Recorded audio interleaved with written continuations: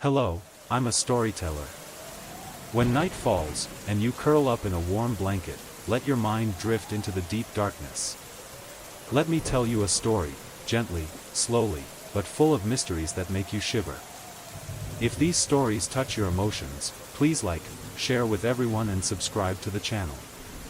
That is the most precious gift, giving me more motivation to continue telling stories. Now, close your eyes, relax. The story has begun. Darkness beneath the moonlight. On an isolated farm in the middle of a desolate mountain, there is a place where no one dares set foot after nightfall. The cold winds blew across the deserted fields, like invisible fingers caressing each dry leaf, carrying with them the sounds of secrets that had been buried for centuries. This farm, although abandoned and damaged for many years, still cannot deny the strangeness and mystery that it contains in every corner. As darkness gradually covered me, I woke up in a dark room. That feeling was so strange, as if some invisible force had shaken me awake. A power that I couldn't explain, but strong enough to make my heart pound, while my body stiffened with invisible fear. I quickly turned my head and looked around, my confused eyes searching for something in the darkness, but other than the suffocating silence, there was nothing. The darkness isn't the only thing I feel. In that quiet space, I began to feel the presence of something strange. Unusual sounds hung in the air, as if someone was secretly moving around the house. My eyes glanced slightly toward the window, where the moonlight dimly shone through. A pale figure stood silently near the window, tall and thin, wearing a wide-brimmed hat. I couldn't take my eyes off that figure, couldn't understand who it was, and why it was standing there, like a ghost from the past. Every beat of my heart rang like alarm bells in my chest. I tried to calm myself down, telling myself it was just an intruder, maybe some thief trying to break into the farm. But the fear kept rising, unable to stop. My throat felt dry, as if something was stuck in it, and a chill began to spread from my arms to my whole body. The darkness out there isn't just that faint silhouette. It felt like it was all-encompassing, and everything around me started to become blurry, as if reality was slowly disappearing. I walked closer to the window, my eyes nervously searching for that figure, but there was only a reflection of myself in the opaque glass. My heart beat harder and harder, and a feeling of tension rose, making it almost impossible to breathe. Finally, I decided to step out. Fear made my steps heavy, each step seemed to last for centuries. I approached the window where I had seen the figure, the flashlight in my hand only illuminating a dark space in the distance. But when I looked closely, there was nothing. All there are piles of rotten wood and an unfinished roof. But just when I thought I was free from fear, silence reigned. It was dense and suffocating, as if the space around me had become a closed cage, leaving no room for breathing. It felt like someone was still standing nearby, right behind me, even though I couldn't see them. The next morning, when I overheard one of the workers mention a strange figure that he had also seen near the shack, I began to feel real confusion. Everyone talks about an old story, about a capataz, the former manager of this farm, who mysteriously disappeared many years ago. Rumors say he disappeared without a trace, simply walking out one evening and never returning. And now, the figure of someone is wandering here, in the darkness, no one can explain. With each passing night, my fear became stronger. Even though I tried to focus on my work, I couldn't escape the feeling like something was always lurking, always watching me from the shadows. Strange sounds, unexplainable noises, all just added to the tension, making it impossible for me to sleep peacefully. But the strangest thing was on the third night, when I heard a light tapping sound on the wall. A very faint tapping sound, but so clear that I couldn't ignore it. I looked to the window again, the weak flashlight illuminating the darkness, but I couldn't see anyone. There was only empty land and piles of rotting wood, but again, that feeling came, the presence of something inexplicable. With each passing night, I felt more and more clearly that not everything I was seeing and hearing was normal. And no matter how hard I tried to calm myself, something deep inside me said, "We are not alone here." The darkness had a reason to stay, and that was what I had to face. Every morning when the sun comes out, I feel like I'm freed from last night's obsession. But that peace is always short-lived. As darkness gradually fell, my mind drifted back to inexplicable memories. Strange noises, shadowy figures, and a cold presence always made me feel like I was living in a never-ending nightmare. One day, as the workers and I continued the work of restoring the old shack, I accidentally heard the stories they whispered to each other. They talk about strange things happening on this land, unexplained signs of the presence of ghosts from the past. But when I asked about Capataz, the manager who disappeared many years ago, the workers seemed to avoid it. They didn't want to mention that name. It seems they also have their own reasons for keeping quiet. One of the workers, Mr. Lucas, was the main carpenter in the group. He was a quiet man, quiet, and always looked at me with suspicious eyes when I started asking about strange phenomena. One evening, when I was checking the materials in the shack, he walked up to me, stared at me and said in a low voice, "Do you know, you weren't the first person to hear knocking last night. Previous workers told me that they had heard something strange in the middle of the night, knocking sounds, footsteps with no one in sight. But no one dared to talk about this. You shouldn't be too curious, otherwise you'll regret it." That warning made me shiver. I wanted to ask more, but a feeling of suffocation enveloped me. I could feel fear in his eyes, as if he too was hiding some secret that he didn't dare face. As night fell, I couldn't stop thinking about Mr. Lucas's warnings. The atmosphere in Baronne became more gloomy than ever. The whole group just sat still, no one said anything, only the weak light from the old generator. At night, once again, I felt a strange presence. Soft noises sounded from outside, as if someone was wandering around the house. I closed my eyes, trying not to hear anything, but I couldn't escape the strange feeling surrounding me. I stood up, walked towards the window. The light of the flashlight dimly shone through the rotten wooden boards, just enough for me to see a dark space.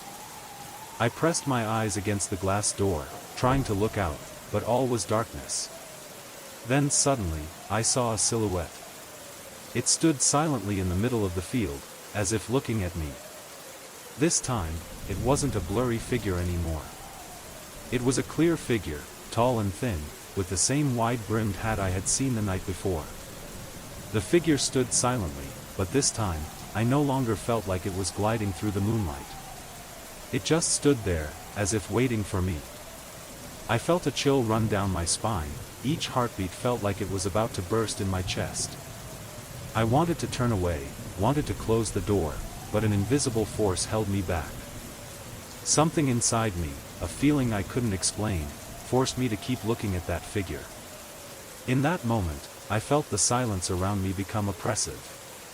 It felt like the air had changed, as if time had stopped. Suddenly, the figure moved. It lifted its legs and started walking towards me.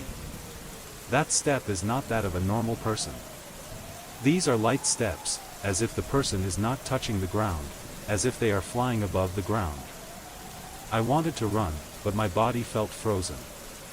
My legs couldn't move, my mind was confused and I couldn't find a way out. That shadow kept moving towards me, and I felt its cold breath through the crack in the door. My heart was beating wildly, as if it was trying to break my chest. At that moment, I heard heavy footsteps behind me. I turned around, but didn't see anyone. There was only a quiet, heavy space, as if the whole world had been silent waiting for something to happen. When I turned back to the window, the figure had disappeared. No trace left, no presence left. Only silence remained, dense and cold. I feel like I lost a part of my soul in the dark night.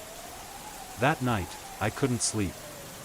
Not because of strange sounds or mysterious figures anymore, but because of a feeling I had never experienced before. It felt like an invisible force was watching me, something that had long existed in the darkness and now it was waiting for me to face it. Night had covered the entire area. The atmosphere became stuffy, like a closed cage that couldn't escape. The gentle wind blew, bringing with it strange sounds, as if secrets from the past were whispering in my ear. I couldn't escape the feeling like I was being watched. Even though I tried to focus on work, my mind still couldn't get rid of the shadows, the confusing noises, and the feeling of being stalked. That evening, when we gathered in the small shack, no one said anything. Everyone just remained silent, gnawing on their own thoughts. A heavy atmosphere enveloped, as if that silence also contained secrets that could not be shared. All eyes turned to the window, where the dim moonlight shone onto the ground, highlighting the long shadows on the ground. I can feel the tension from everyone. They also felt something strange, although no one dared to say it. At this point, I decided to do something. We can't keep living in fear forever. I went outside, toward the area behind the shack. The space became strangely quiet, my footsteps echoed like strong thumps in the tense atmosphere. I gasped, trying to regain my composure. Suddenly, I heard a whisper from far away. The sounds were soft, as if someone was mumbling an old curse. I gently held my breath, trying to listen. The whispering became clearer and clearer. I couldn't understand, but they sounded like words about the past, about souls that never rest. My legs suddenly stopped, but curiosity made me continue moving towards that voice. The flashlight in my hand wavered and wobbled with my footsteps. As I approached, I saw a figure standing there, quietly looking at me. It was not the figure I had seen before, but a tall man, wearing the clothes of a worker, but his face was blurred, unable to be seen clearly. I felt a chill run down my spine, and a chill rose throughout my body. "Who are you?" I tried to ask, my voice hoarse with fear. The man was silent, did not answer, just stood there as if waiting for something. Suddenly, a cold wind blew past, making me shiver. I saw another figure flash in the darkness. A figure wearing a wide-brimmed hat, similar to the one I saw last time. But this time, it wasn't standing still, it was moving towards me. It felt like the world around me was starting to crumble. Everything became hazy, as if it were no longer real. I wanted to run away, but my body couldn't move, as if I was frozen in time. Suddenly, I heard a scratching sound from behind. A sharp sound, like nails chewing on metal. I turned around, but didn't see anyone. There was no one behind me, just absolute silence, cold and extremely scary. Then I felt the presence again, this time clearer than ever. Someone is standing near me, but I can't see them. This felt like an invisible hand reaching out from the darkness, ready to grab me. Suddenly, a sigh rang out from behind me, making me unable to control the fear in my heart. I turned around again, the flashlight in my hand shining into the darkness, but only saw long shadows on the ground, the trees swaying slightly in the wind. There was no one there. Everything went silent again, as if nothing had happened. But I couldn't shake the feeling that something was watching me, sneaking around me. That strange feeling cannot be erased. The next morning, when I resumed work, I noticed that there was a change in the workers' actions. They no longer looked at each other like before, and sometimes I caught their worried eyes when they thought I wasn't paying attention. They didn't talk about what they were going through, but I knew that they also sensed something was wrong. I heard one of them tell an old story that the locals used to tell, about a capataz who disappeared without a trace, who had been ravaged by a haunting curse, and now, it seemed, his shadow returned every night. Every night, fear returns, deep in my mind. But I can't leave, I can't go back. Something, an invisible force, was pulling me closer to the secrets of this place. I don't know what I will face next, but one thing I am sure of. I can no longer simply turn around and walk away. Everything has become a part of me, and I will have to find out the truth, no matter how horrifying it is. Every night that passes, I clearly feel that I cannot continue to live in fear. The long, sleepless nights seemed to last forever, and it felt like an invisible ghost was chasing me. Although the dim light from the generator still illuminated the small shack, I couldn't dispel the darkness in my mind. The outside world, with all its stillness and absolute silence, was like a reflection of a nightmare from which it was impossible to wake. I no longer dared to go out at night. Every time I looked out the window, I only saw a dim space, the shadows of trees swaying slightly in the wind, but the silhouettes that I had seen the previous nights, they no longer appeared. However, the feeling of insecurity is always present. A heavy feeling, as if ghosts from the past were still lingering somewhere, still following my every step. Suddenly, one night, as I sat quietly in the shack, I heard a strange noise. That sound rang out from the ground, a very small, but clear, click. The noise seemed to be getting closer, as if someone was moving below, right under the ground. I quickly stood up, my heart pounding in my chest. I looked around, but only saw overwhelming silence. A feeling of fear began to roll through me like a wave. It wasn't the normal noise of an abandoned farm, it was something else, something inexplicable. The air around me became thicker, as if something invisible was surrounding me. Suddenly, the click sounded again, this time clearer, as if someone was lightly tapping on the wall below my feet. I can't bear it anymore. I rushed out of the shack, ran to the window and looked out. Under the moonlight, I could only see the shadows of trees, scattered fallen leaves, but no silhouettes. That feeling doesn't go away. I turned around and ran out. My steps were heavy, not because of fear, but because I wanted to face this. I need to find out the truth. We cannot live in this confusion forever. When I reached the area near the shack, I saw a dark shadow moving among the piles of wood. It stood silently like a ghost, with no movement, just the presence of something invisible. Once again, a feeling of coldness, even numbness, began to envelop me. That shadow is not a normal person. It was tall and slender, as if it were floating in space, never touching the ground. I stared at that figure, feeling like time stopped. My heart was beating so loudly that I could hear my own heartbeat.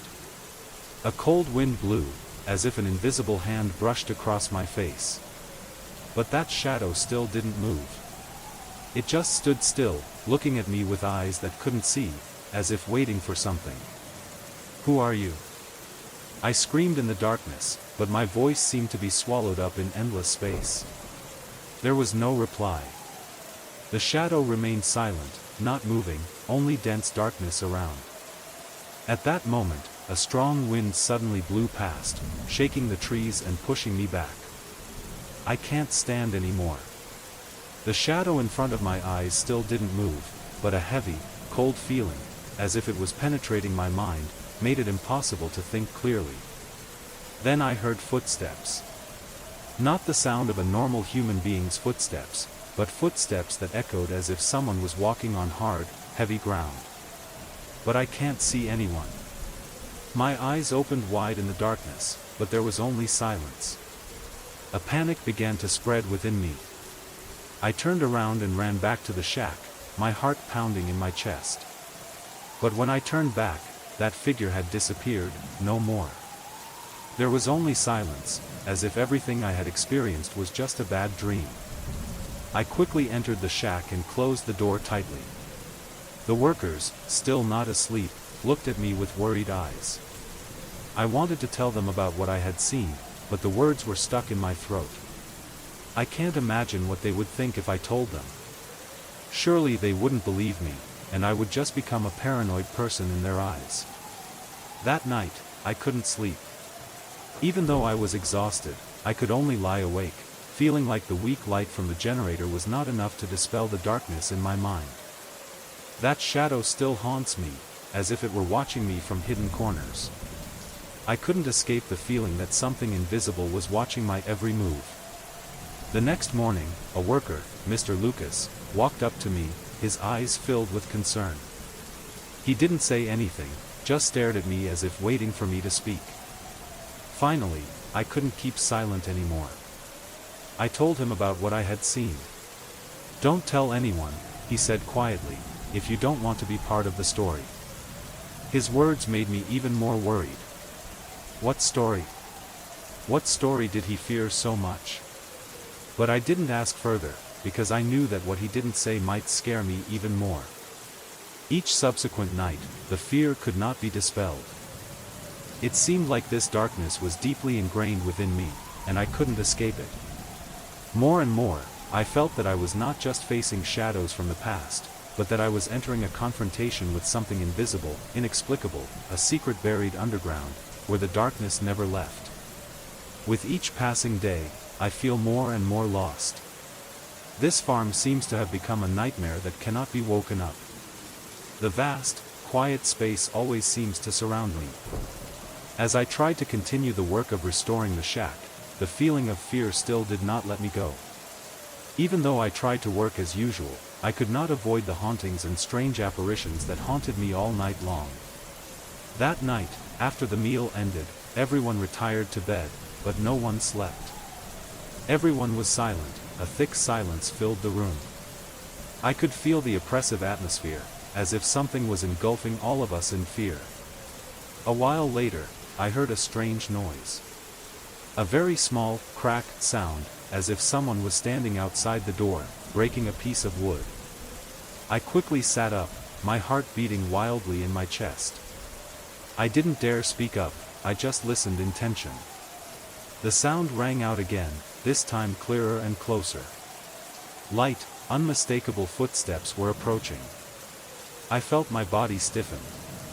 Unable to breathe, I pressed myself into the corner of the bed, trying not to make any sound. The shadow outside the window, that was the shadow I had seen before. That shadow appeared again in the darkness, and I knew for sure that it was not an illusion. The footsteps stopped in front of the door. It felt like someone was standing right there, waiting for me to open the door. My heart was beating like it was about to burst, every second passed like a century. The space around me became suffocatingly quiet, with only the sound of my own rapid breathing. I reached out and grabbed the door handle, but couldn't open it. A strange fear stiffened me. Finally, the footsteps disappeared, leaving only absolute silence. I didn't dare open the door, I just sat still, my ears straining to listen. There's no one out there. No sound at all. Dawn came, but it could not dispel the heaviness in the air. I didn't dare tell anyone what happened, because I didn't want to be considered a paranoid person. But the workers' worried eyes still couldn't deceive me. They feel something. Every time I look at them, I see tension, a fear that they cannot hide. That day, while I was working outside, Mr. Lucas approached me again. He looked at me seriously, no longer as calm as usual. He lowered his voice. "You know, right? The thing I don't dare say. The thing about Capataz." I looked at him, said nothing. He continued, his voice low. "It's not a coincidence. Every time someone comes here, they hear strange noises, see figures, and in the end, they're swallowed by darkness. You're in a dangerous game, and I fear you're close to facing something no one can survive." Mr. Lucas's words made me feel frozen. I wanted to ask more, but I was afraid that my questions would only make the situation worse. He said nothing more and turned away, leaving me worried and confused. That night, a sudden shower came, making everything darker and gloomier than ever. The sound of heavy rain fell as if something was knocking on the door of this space, signaling the coming of something bad. I heard the wind whistling through the door, the rustling of wooden planks in the rain. But what scared me the most were the strange noises and knocks from outside. Something was approaching, and I knew that this time I couldn't hide. I don't dare go out, I don't dare look through the window anymore. Strange silhouettes are always present in my mind, and I know that the darkness will never give up. I have to face it. It felt like an invisible presence was filling the room. A cold hand seemed to be reaching out from the darkness, wanting to touch me. And then, I heard a knock, a clear knock coming from the door. Unable to bear it any longer, I jumped out of bed, but when I approached the door, the knocking stopped. There's nothing but darkness. I felt like I was standing between two worlds, a world full of fear and loneliness, and a world that I couldn't understand, but had the power to control everything I was going through. The next morning, I no longer felt normal. Every step, every sound, every look brings an indescribable fear. People also became less talkative, no one dared to talk about what happened. We continued working in silence, each of us keeping our own thoughts in mind.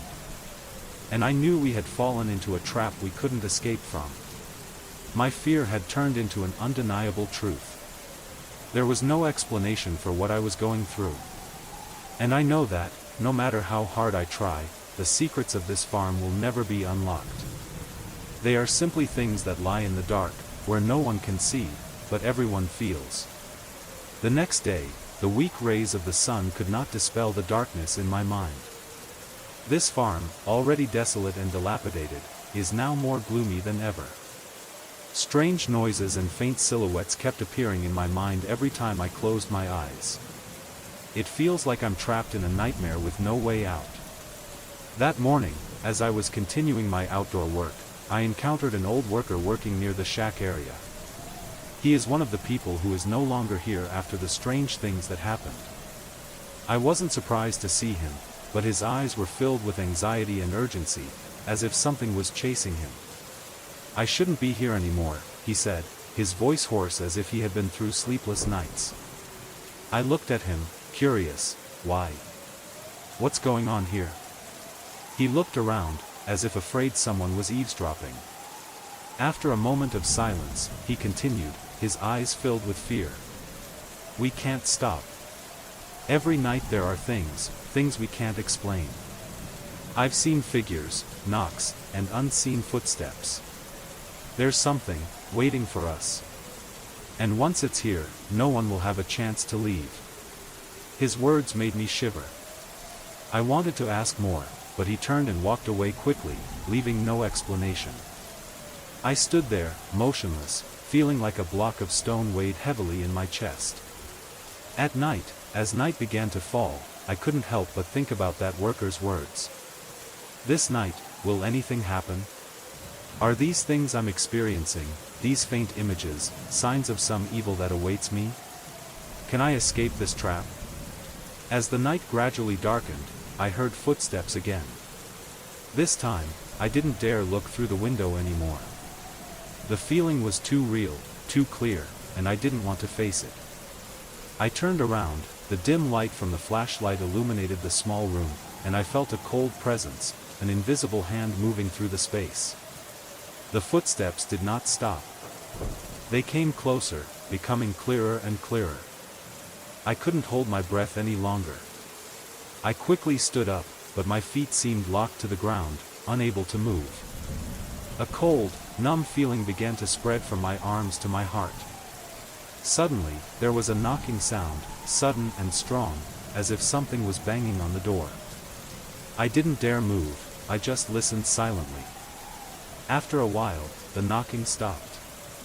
But immediately, another noise rang out, this time a scratching sound on the door, like nails scratching on metal. An extreme fear rose within me. It wasn't someone banging on the door, but something inexplicable, invisible. It felt like there was a ghost standing right behind the door. I could feel cold breath from that direction, as if someone was standing quietly, watching me. A thick silence reigned, as if time had stopped. Unable to bear it any longer, I jumped out of bed and hurried towards the door. But when I opened the door, there was nothing but emptiness. The whole space before my eyes only had tree shadows moving in the wind, and dim moonlight shining through each gap in the wooden planks. I stood there, panting, feeling a sense of panic wash over me. I turned around and sat down on the bed, my mind spinning, unable to think clearly. This night, did I see something? Or just your own imagination? When I felt like I couldn't bear it any longer, footsteps sounded again. This time, they didn't stop at the door. Footsteps were circling around the shack, as if someone was moving around me, following me from every angle. I quickly looked outside, but only saw darkness. No one, no silhouette appeared. This strange feeling lasted until morning, and when the sun began to rise, I felt like I had been through a war with invisible things. Everything is still the same, it's still those noises, it's still that strange shadow that I can't explain, but now I know one thing clearly, I can't escape. The next day, I tried to stay away from hidden areas on the farm. I don't want to face what awaits me. However, every step I took felt like someone was watching from afar. I felt someone's cold gaze from behind. Finally, I decided to talk to Mr. Lucas again. He was the only one who seemed to have a better understanding of all that was going on. I can't just stay silent forever. I need to know the truth, no matter how scary it is. There's something I have to tell you, Mr. Lucas said, his eyes filled with worry when I reached out to him. We can't continue living here like this. None of us can escape. Every person who has worked on this farm before encountered strange phenomena, and eventually, they disappeared. You cannot overcome this darkness. His words were like a bucket of cold water poured on me. I can't believe that all the previous people left for these reasons. But I also understand that what I witnessed could not have been a coincidence. When darkness returned the next night, I knew I wouldn't be able to sleep peacefully. No matter what I do, that shadow will always wait for me. And perhaps, one day, I will have to face it again. Each subsequent night, I was no longer myself. Even though I had gone through many haunting nights, a fatigue gradually clung to me, not only physically, but also mentally. The gloomy atmosphere, the threatening silence, it was like an invisible net squeezing my mind. Everything around seemed to be distorted, every sound became like something creepy, the silhouettes in the night became increasingly blurry and difficult to grasp. That night, when the meal was over and everyone returned to their seats, I couldn't sleep. I heard the scratching again, just like the night before, but this time, the sound wasn't outside the window but seemed to come from inside the shack, from somewhere very close. An uneasy feeling arose within me. I couldn't explain that feeling, but I knew that this wasn't just a normal incident. Even though I was scared, I had to stand up. I opened the door and went out, and this time, it wasn't the clumsy steps of a frightened person, but of a person trying to explore, to find the truth behind those shadows. I walked through piles of rotten wood, where each of my steps echoed loudly in the quiet space. A light wind blew, carrying the smell of damp earth and the cold air of the night. I headed to the area behind the shack. The surrounding ancient trees seemed to have eyes, all of them standing quietly watching me in the dark. That space gives me the feeling like something is waiting, not something tangible, but an invisible presence. I couldn't stop walking, even though there was a strange urge to turn back. Then I saw it. A silhouette. But this time, it wasn't a faint ghost, but a person. A tall man, wearing old clothes, a torn wide-brimmed hat, but the strange thing was that his face could not be seen clearly. It was as if hidden by darkness. I stood still, not daring to move, not daring to breathe. That man was standing not far from me, just a few feet away. I felt as if he and I were standing in a different space, where time no longer mattered. "Who are you?" I spoke, my voice trembling, but the person did not answer. He just stood there, not moving. A cold wind blew past, making me shiver. But the man was not moved, did not react at all. I felt frozen, unable to move, my feet felt glued to the ground. I wanted to turn around and run, but I couldn't. The surrounding darkness seemed to have enveloped me, a strange fear made me unable to move. The figure said nothing, did not move. There was only space, no sound, just silence weighing me down. Then I realized that he wasn't the only one in this space. The surrounding darkness began to change. Other figures began to appear from the darkness, like ghosts slowly coming out of the past. The silhouettes were unclear, but I knew clearly that they were not part of the real world. "You're here," a voice said, not from the man, but from another figure. I turned around, but didn't see anyone. The feeling that something was approaching me became stronger and stronger. It's time to face the truth. My heart was pounding. It felt like this space wasn't real anymore, as if I was falling into a parallel universe where darkness was the only presence. I quickly turned around, wanting to run away from everything. But my legs couldn't move. It was like being held back by an invisible force. Suddenly, a voice rang out more clearly, directly into my ear. You cannot escape this place. This is the place of souls that can never escape. I looked around in shock, unable to determine the origin of that voice. The words seemed to touch my soul, making me feel a fear that couldn't be expressed in words. The truth that I cannot face is gradually emerging. This space, this farm, is not a simple place. It holds something dark, a long-buried secret. The feeling of fear made me rush back to the shack. My steps were heavy, my mind spinning. I looked back one last time into the darkness, but there was only silence. Darkness has swallowed everything. I didn't know anyone was watching me, but the feeling that I wasn't alone in this place gave me chills. When I returned to the shack, the weak light from the generator shone on the old walls. I felt like I had just gone on a journey into another world. That feeling couldn't be dispelled, as if I had witnessed a part of the truth that no one should know. I can't sleep. I can't get rid of those haunting images in my head. But I understand one thing, there is no way back. I have entered this darkness, and now, I must face it. The next day, I met Mr. Lucas again. He looked at me seriously, his eyes filled with worry. You saw it, right? He asked. I nodded, didn't say anything more. Don't let it kill you. No one can escape this place once they face the truth. You have to leave here before it's too late. His words of warning rang like a bell in my head. But I know I can't leave.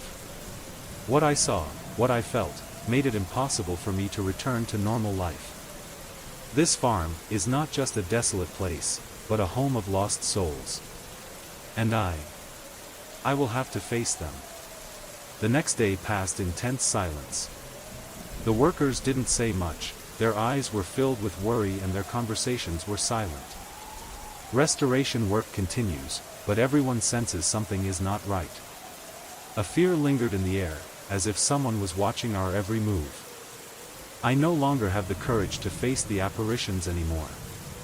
Last night's event still lingered in my head, the image of the tall man, the wide-brimmed hat, and the strange figures from the darkness.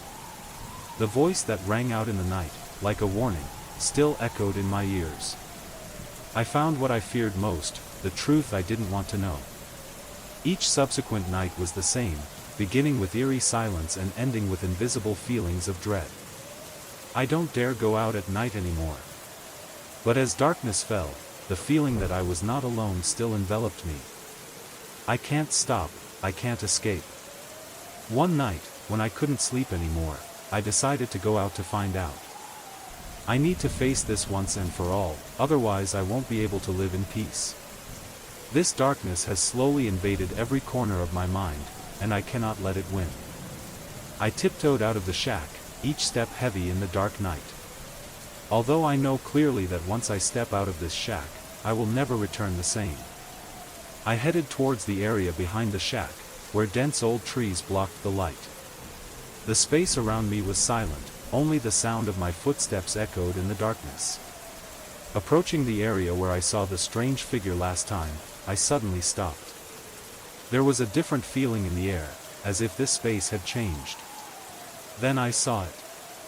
A figure, but this time, not a man. It was a faint shadow, like an unclear shape, without any specific characteristics. It passed quickly, not with an ordinary step, but as if it were flying, without touching the ground. My heart pounded loudly in my chest, and I couldn't move, even though I wanted to run away. The figure passed by, stopping in the middle of a dim space. A voice rang out, this time, not from a person, but from the darkness. You're here, right? The voice spoke, but it was not a human voice. It was light, cold, and had a deepness to it, as if it came from another world. Everything is arranged. I wanted to ask something, wanted to react, but an invisible force kept me from opening my mouth. I could only stand there, watching the faint shadow pass me. Space seems to shrink, no longer real. Faint figures from the past began to appear, like souls surrounding me. Each person had empty, soulless eyes, as if they had been swallowed by this darkness. You can't escape this place. That voice rang out again, this time clearer. We are all ghosts. You will become a part of us too. A feeling of extreme fear overwhelmed me. I couldn't think of anything else, there was only one feeling. I was trapped in a world I couldn't escape from, a world haunted by spirits and eternal darkness. At that moment, I heard footsteps from behind, this time it wasn't a figure anymore.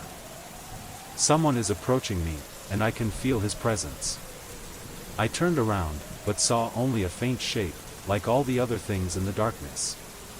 It passed through me, and then all those shapes, sounds, and feelings seemed to merge into one unified whole. Suddenly, I felt a cold run down my spine. That shadow passed over me, but I couldn't understand where it came from, and why it knew my deepest thoughts. I no longer have the strength to stand. It feels like everything I've known, everything I've done, doesn't matter anymore. You belong to us now, the voice said again, closer, as if right next to my ear. And then, suddenly, all was silent. There were no more footsteps, no more voices, no more figures. I stood there, completely silent, not knowing where I was, and not knowing if the darkness had left yet. Everything was just empty, as if I had been swallowed by this emptiness. When I turned around and walked back to the shack, I felt like I was no longer myself. A part of my soul was drawn into that darkness. I felt a change in my body, as if I was becoming a part of that world. And I know, I can't get out of here. No one can. The next morning, I couldn't recognize myself. Every step I take seems heavier, every breath carries a strange feeling, as if I no longer have complete control over my body. I tried to focus on my work, but everything around me became blurry, as if I was seeing the world through a thick layer of fog. That feeling, not fear, but an emptiness, lifelessness, still sticks with me. Everyone in the group also started to notice a change in me. They didn't say anything, but their eyes looked at me as if I had become a part of something else. Something that none of them could understand. I began to feel those looks, the alienation, the concern that I couldn't explain. Mr. Lucas, the only one in the group who seemed to understand what was going on, continued to observe me from afar. His eyes were filled with pity, as if he knew full well that I was no longer myself. Even though I don't dare to face him, I also know that there is a truth that I cannot avoid. At night, I didn't dare stay in the shack. I couldn't stand the silence and obscurity in there. I went back to the area behind the shack, where things started to look different. The darkness here is not just a silence, but a living, threatening presence. I didn't know what I was looking for, but I knew that only by facing it could I understand what was happening. When I entered that area, everything around me suddenly became terrifyingly silent. There was no more wind, no more birds or any noise. There was only silence surrounding everything, and I felt like a prey, cornered in the darkest corner of the farm. Suddenly, a figure appeared from the darkness. Not a person, but something more vague, a ghost, slender and shapeless. Only the dim light from the moon shined, highlighting its unclear features. My eyes couldn't see through that shape, as if it didn't belong to this world. You have arrived, the voice rang out, but this time it was not from a specific figure, but from everything that existed in this space. That voice was as if it were a combination of thousands of sounds, intertwined, haunting. I cannot answer. My feet felt locked to the ground, indescribable fear was gripping my mind. That shadow didn't come closer, but it kept floating in space, surrounding me. It doesn't need to come close, because it already occupies this space. Every person who has come here has had to face it, the voice continued, as if engraving itself in my mind. They never leave. And you, too, can't. My heart was beating wildly in my chest. I want to run, but I can't move. My eyes began to blur, I could no longer see anything clearly. Everything around me was covered by darkness, as if it was destroying everything, engulfing everything in infinite silence. "No one can escape this place," the voice continued, this time seeming to speak directly into my mind, breaking through every layer of defense in my head. "You will be part of us. You will blend into this darkness like all those before you." The shadow didn't move, but I felt its presence. It was not just a ghost, but an existence, something inseparable from this place. Just when I felt like I was about to be swallowed by that invisible space, I heard a sound from far away, a footstep. I turned around, and immediately saw another figure, a man, dressed in old clothes, with a wide-brimmed hat, the same one I had seen the first night. He stood there, not moving, just looking at me with empty eyes. "Who are you?" I asked, my voice choked with fear. The man didn't answer, just stood there. But I know, it's not like he's going to answer. He is part of this place, part of the darkness. "You have become a part of us," that voice echoed in my head again, as soft as a whisper, but as clear as if it were coming from me. There is no turning back now. Suddenly, I felt my whole body become light. A strange feeling, as if I was being sucked into an invisible hole. I can't control myself. The silhouettes around me began to become blurred, then gradually merged together, forming a dark cloud, making it impossible to see where it began and where it ended. I can't feel my body anymore. Everything becomes an infinite darkness, where there is no distinction between reality and illusion. That darkness took over me, and I became a part of it. When I woke up, the surrounding space had changed. No more shacks, no more farms. There was only a dim, quiet space where I could hear sounds echoing from far away. Other souls, faint silhouettes, exist here, as if they never left. They have become one with this darkness. I'm not me anymore. I became a part of this place, a part of the shadow I feared. And I know, until someone comes, they will have to face the same thing. There is no escape, only darkness, forever. The last night on the farm, we all felt the tension building by the minute. We have finished preparing the important part of the work, but in everyone's heart there is an indescribable feeling, like a warning from the ghosts of the past. We no longer want to face that strange shadow anymore. None of us wanted any more encounters with the invisible things we had endured all these long nights. Even though it wasn't dark yet, as night approached, the air became so stuffy that it was impossible to breathe. We cleaned up our things and prepared to leave. Everyone hurried to work, trying not to let their eyes touch the incomprehensible shadows. But there was something inside me, an uneasy feeling I couldn't shake, that we weren't going to get out of here easily. At midnight, as we were preparing to pack up, I felt a strange current of air blowing through the compound. It wasn't an ordinary wind, but a cold blast of air, as if an invisible hand was caressing my skin. I looked around, and the walls seemed tense, as if they were quietly waiting for something. The feeling of being watched became stronger than ever. Every tiny noise, every rustle of leaves or dirt under my feet, felt like a potential threat. I could feel that presence, the darkness enveloping us. And I know that, even if we run away, it will always be there, staring at us. I turned back to look at my friend and the workers. Their faces showed fear, but also resignation, as if they had accepted the fact that no one could escape this darkness. Even though they didn't say anything, I could see the worry in their eyes, and I knew they were thinking about things I couldn't put into words. At this point, I couldn't keep silent anymore. I said tremblingly, "We have to go now." I saw it again. The shadow. It's waiting for us. Everyone's faces became tense, but no one said anything. We didn't need words, eyes were enough to understand that we all felt the same. This night, we cannot stay any longer. My eyes looked at the shadows lingering around, and I couldn't ignore the feeling that something was still watching us from the hidden corners of the house.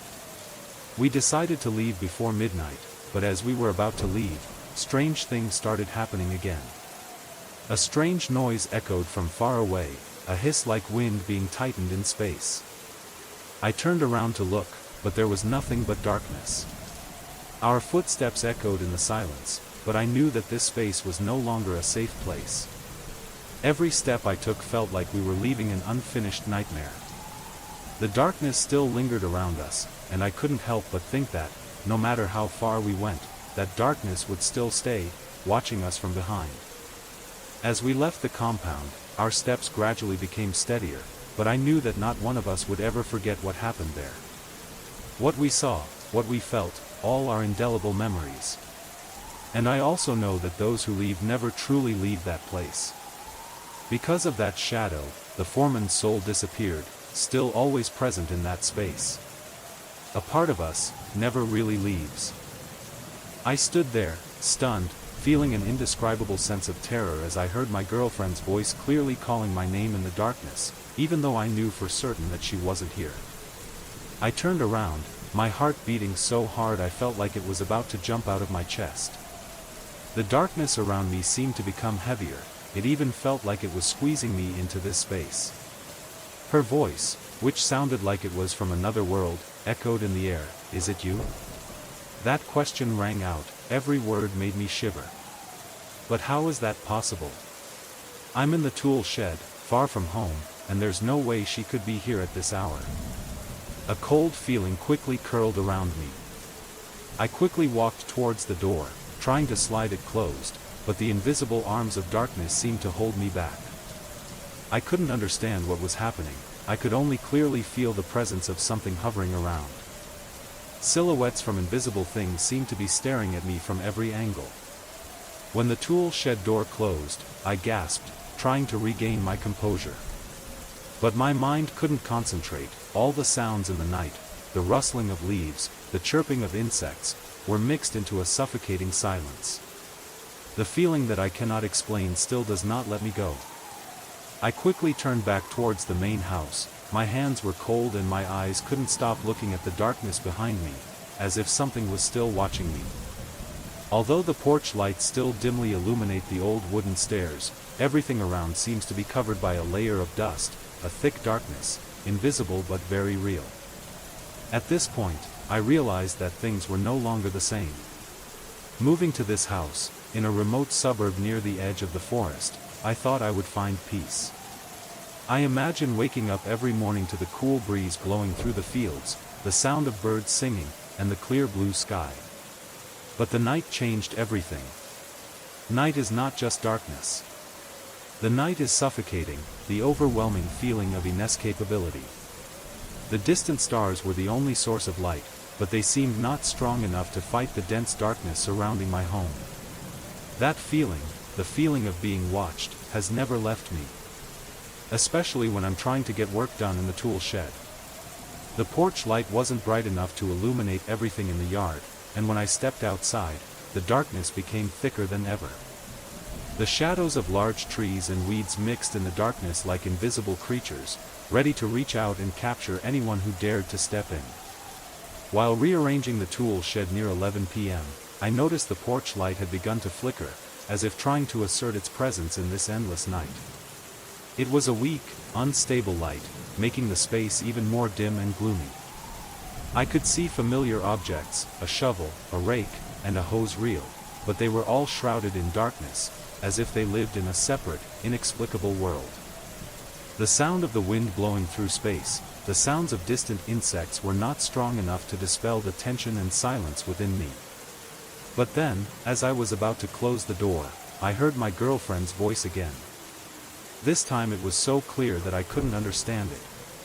"Are you okay?" My blood seemed to freeze in my body, and I felt coldness run down my spine. I turned around, but only darkness responded. There was no one there. Her voice didn't come from anywhere nearby. It echoed in my head, like echoes from a faraway place. I couldn't take it anymore, and immediately, I rushed out of the tool shed, my hands shaking as I tried to open the main door. It was an unconscious reaction, as if I had been pushed out by an invisible force. When I walked inside, my friends were gathered in the house. Their expressions were worried, but also somewhat resigned, as if they had been waiting for me to return with strange stories about this dark night. They don't need to ask.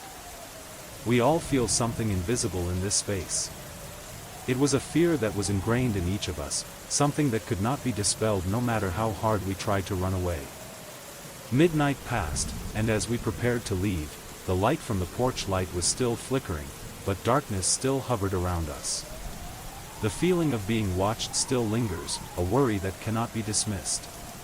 Even if we leave, I know that shadow will still follow me, still waiting. And every time I look into a dark window, I can't help but feel my heart pounding. That shadow, a slender shape in the darkness, was still waiting, always watching from a place I couldn't understand. The coldness hit me again as I entered the warehouse. There was nothing but thick darkness, only the hazy outlines of familiar shelves and tools.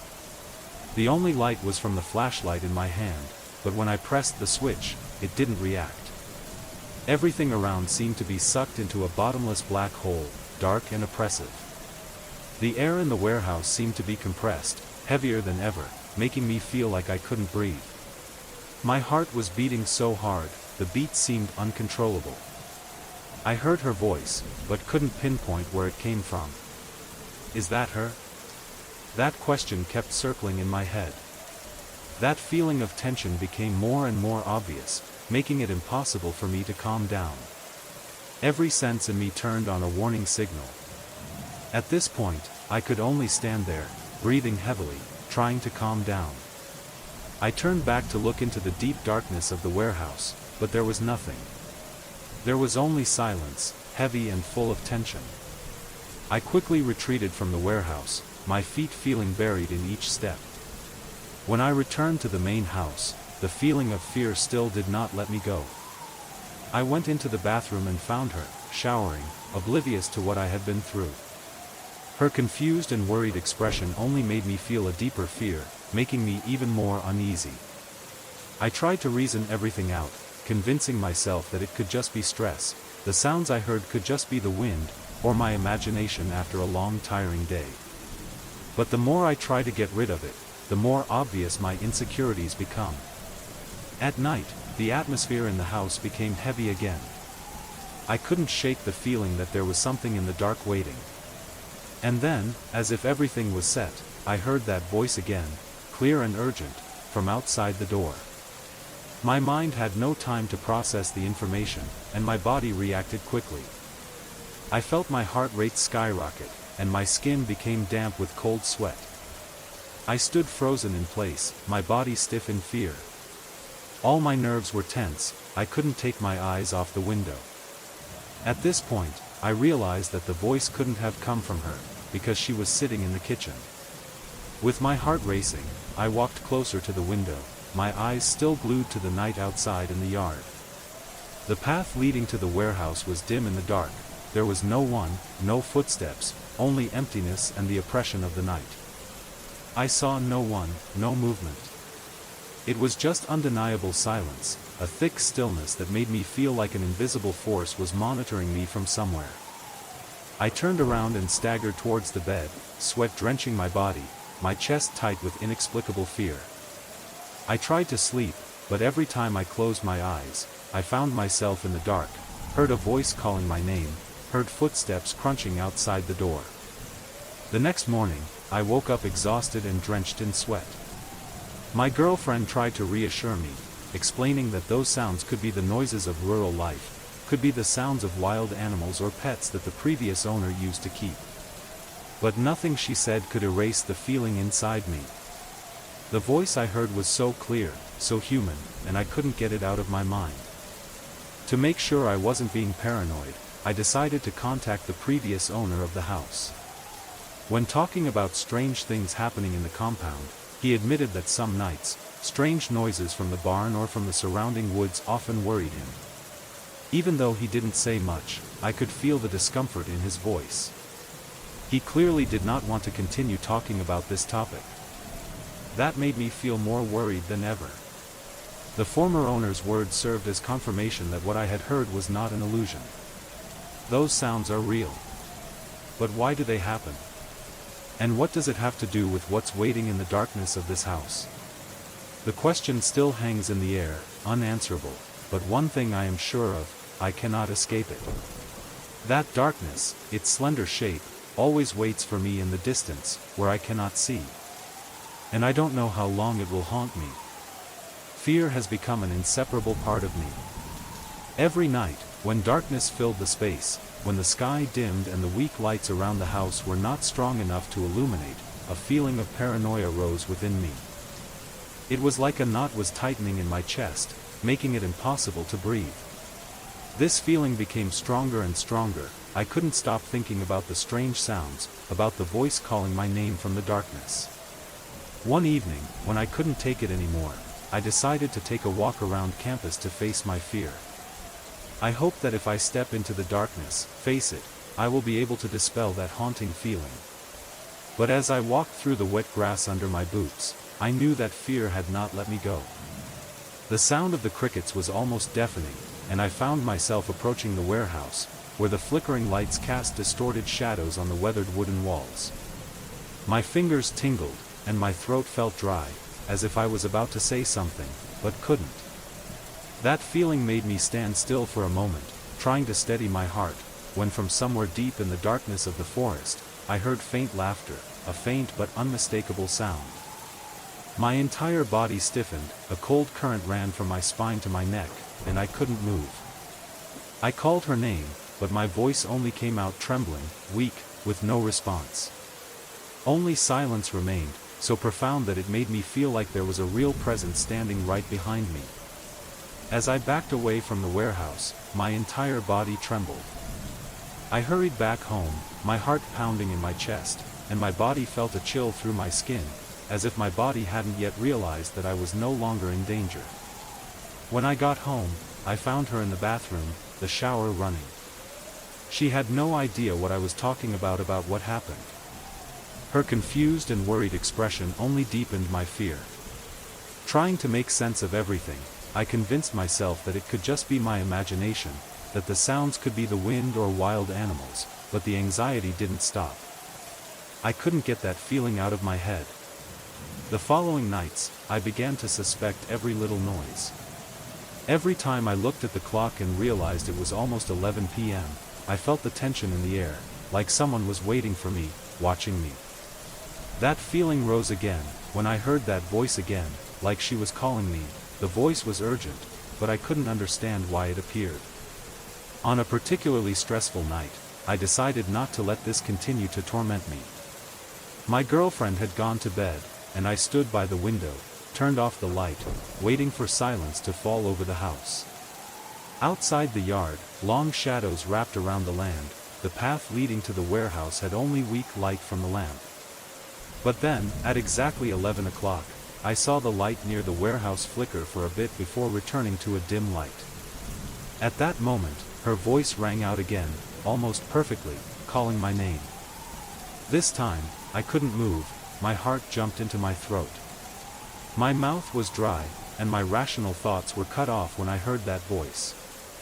I couldn't tell if it was her or not, because the emptiness in the space made me feel like something was pulling me into the darkness. Anger and fear welled up inside me, and I couldn't stand still anymore. My steps were heavy, I walked towards the warehouse. The cold air weighed heavily on me, and I felt fear as if it were clinging to me. As I approached the warehouse, its door opened, and a shrill cry rang out as I pushed it in. In the darkness, it felt like the warehouse was alive, as if it was wrapped around me, wanting to pull me inside. I quickly took the flashlight and shined the light through the metal tools in the warehouse. The scenery was dull, but the air here smelled of rust and old oil, making me even more confused. Suddenly, I heard a voice whisper my name, a gentle sound, almost seductive, but also haunting. My scalp prickled. I turned around and swung the flashlight to illuminate, but there was no one there. There were only shadows cast by my shaking hands on the wall.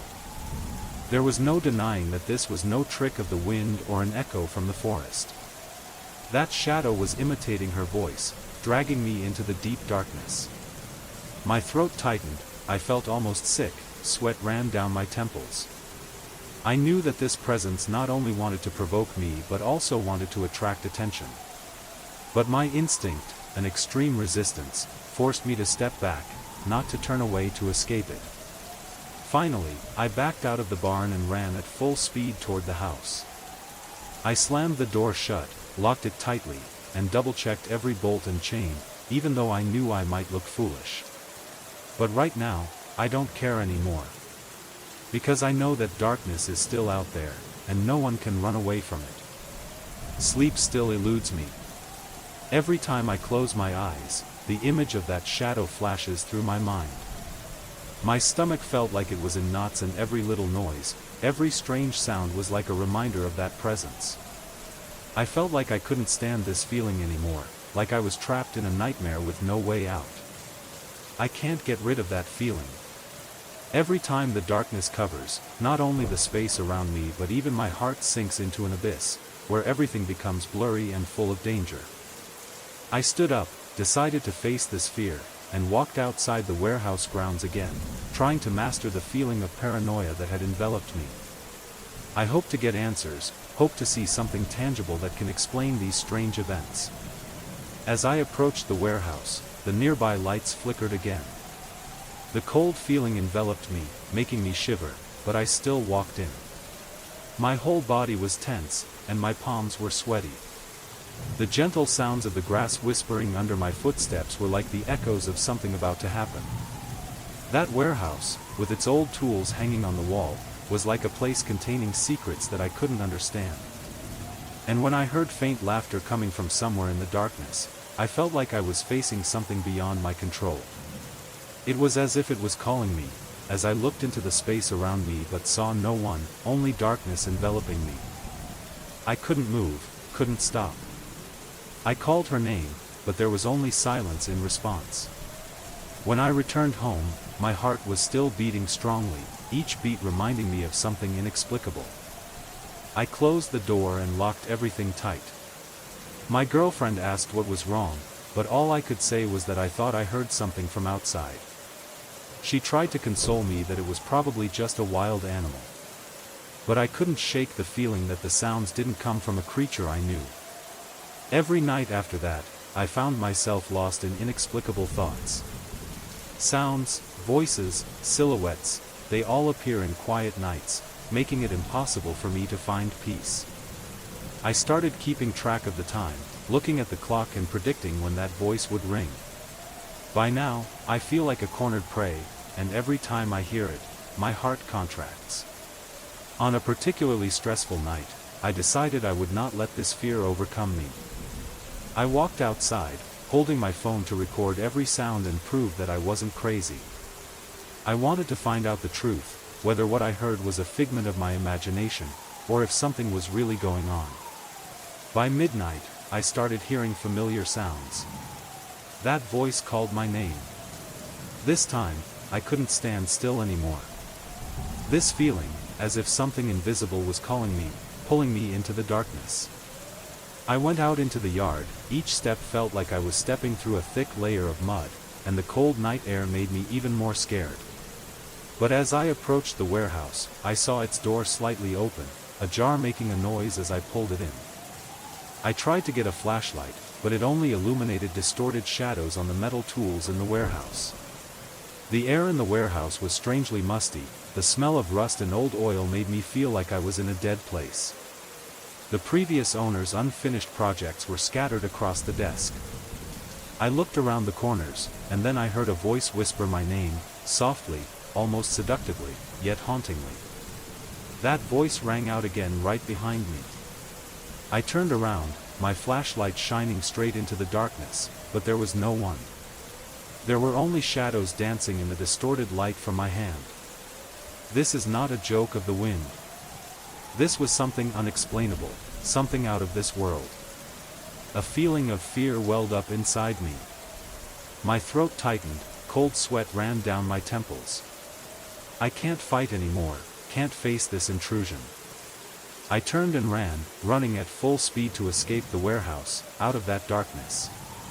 When I finally got home, I slammed the door shut, checking the latches and chains. The feeling of suffocation still clings to me, unable to go away. I can't say what I did, but I know that presence is still out there, still waiting for me. Now, I know I can't explain it, but one thing I'm sure of, I can't escape it. My sense of paranoia seemed to increase every night.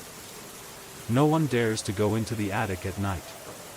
An older man I once met always shrugged his shoulders every time I mentioned strange noises coming from there, sometimes just telling me that it could be wild bears or something in the area. But what I heard didn't sound like any animal noise I knew. Footsteps, heavy sounds going back and forth, occasionally a light tapping sound near my ceiling.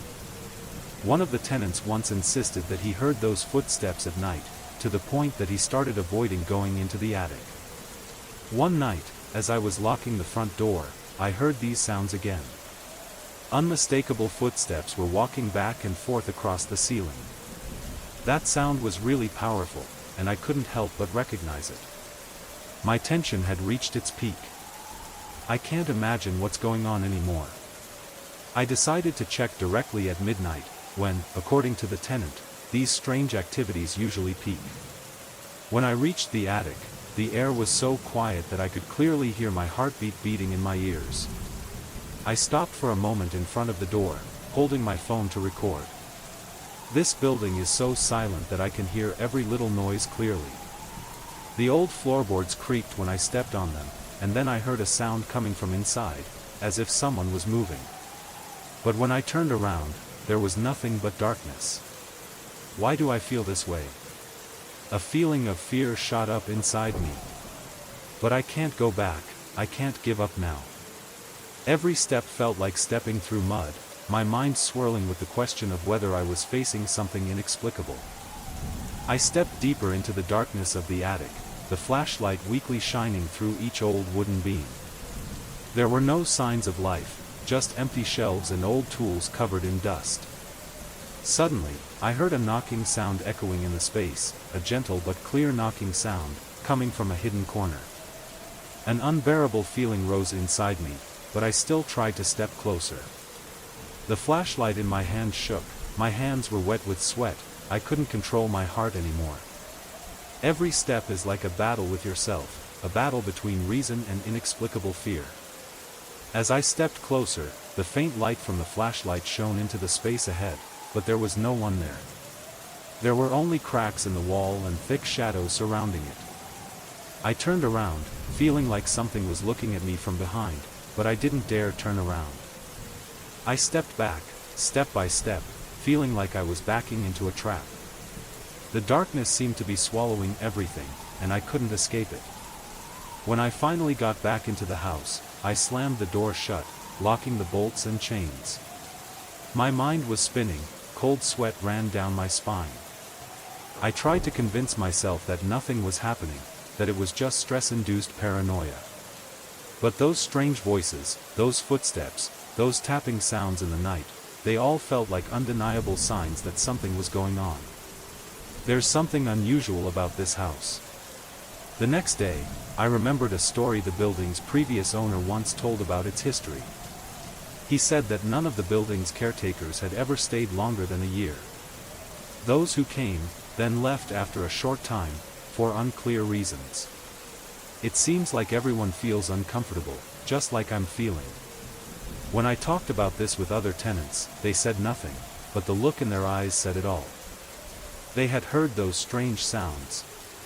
Surely there is something here that we cannot understand. I decided to go back to the attic again, armed with a stronger flashlight and a clear plan. I will record everything. If there is a reasonable explanation, I will find it. But when I approached the attic door again, I felt a strange feeling. My heart was pounding, as if someone was standing right behind me. I couldn't tell what was going on, but I knew I couldn't give up. Anyway, I have to find out the truth. I walked in, each step testing my courage. The sound of the floorboards beneath my feet echoed in the air, and then I heard a soft knock from behind. But when I turned around, there was no one there, just darkness.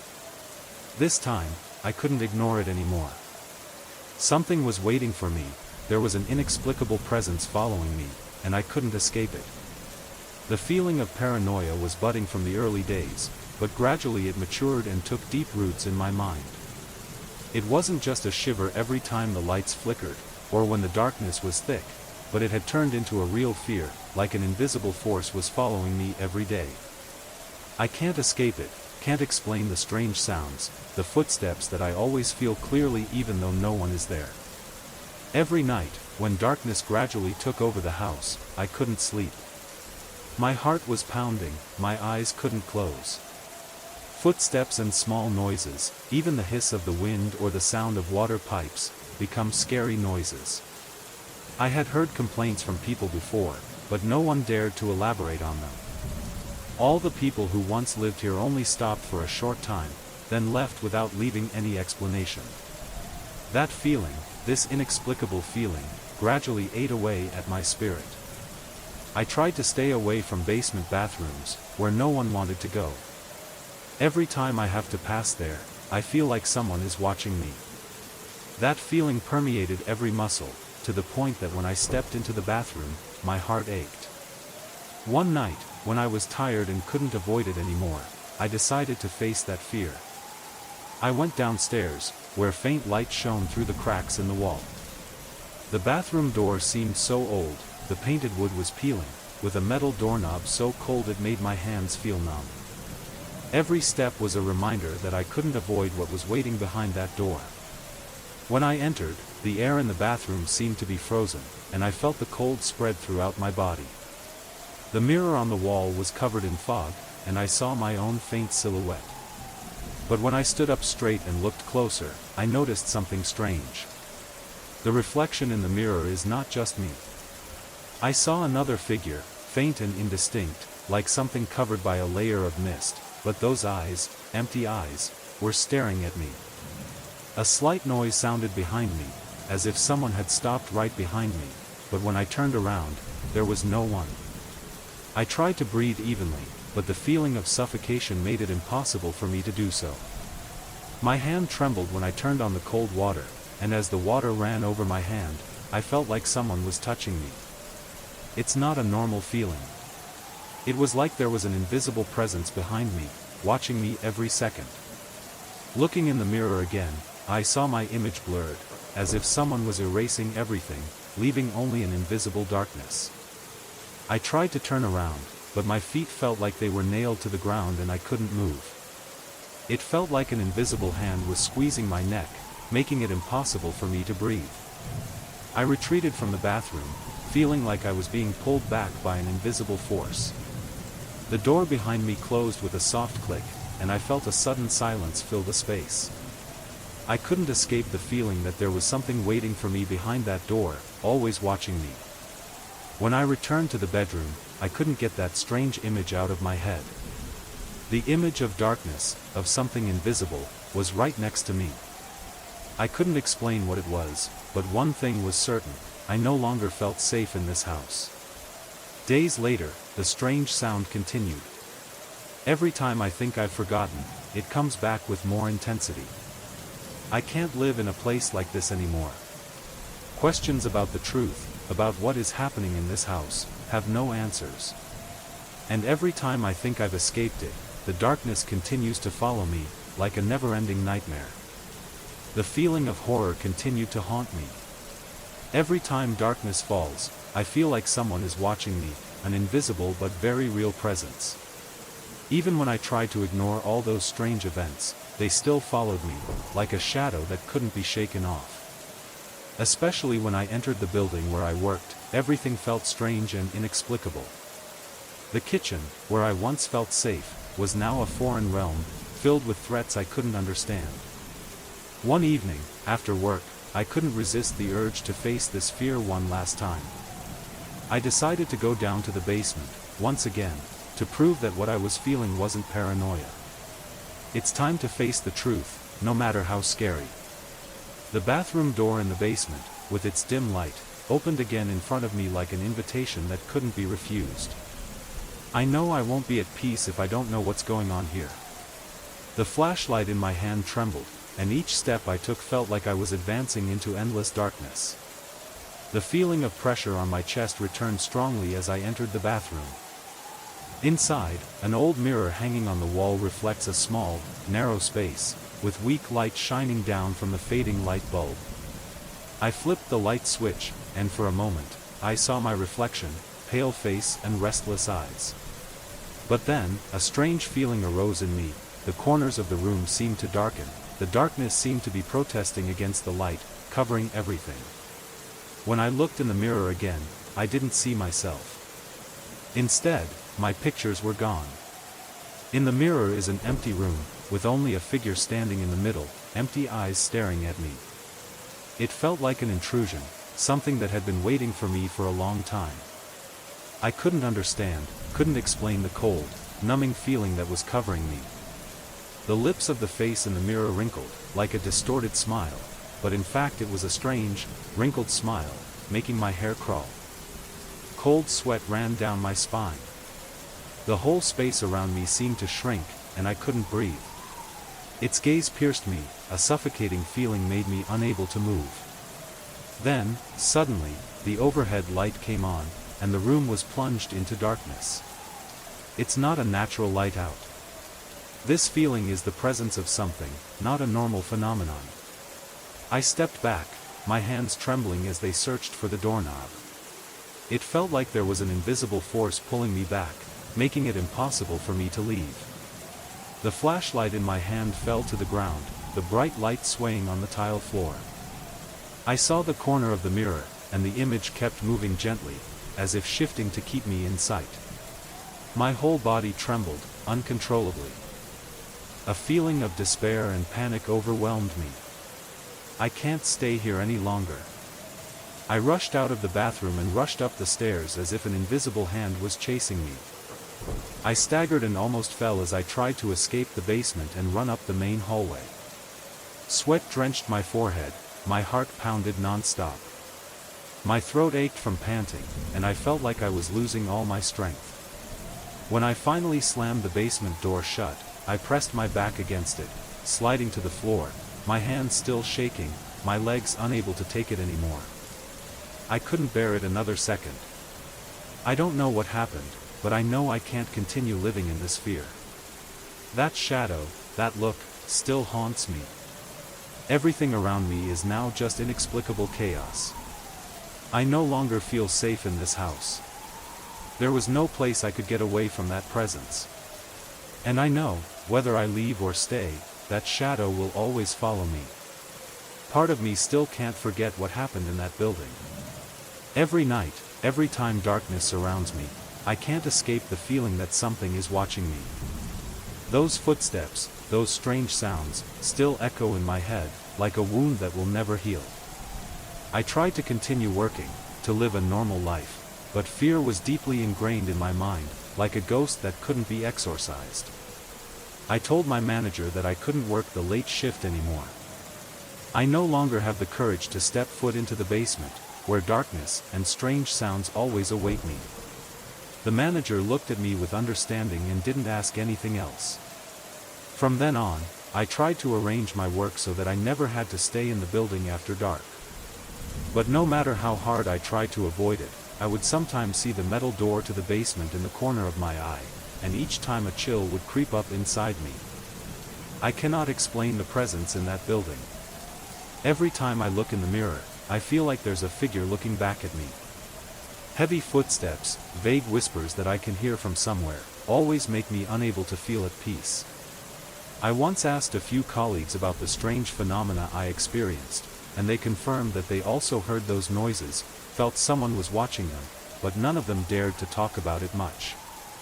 We all don't want to face the truth. One day, I couldn't hold back anymore and asked the manager if the building had a strange history. He spoke only vaguely about the building's renovations and expansions over the years, speculating that the strange noises and flickering lights could be due to old pipes and faulty electrical wiring.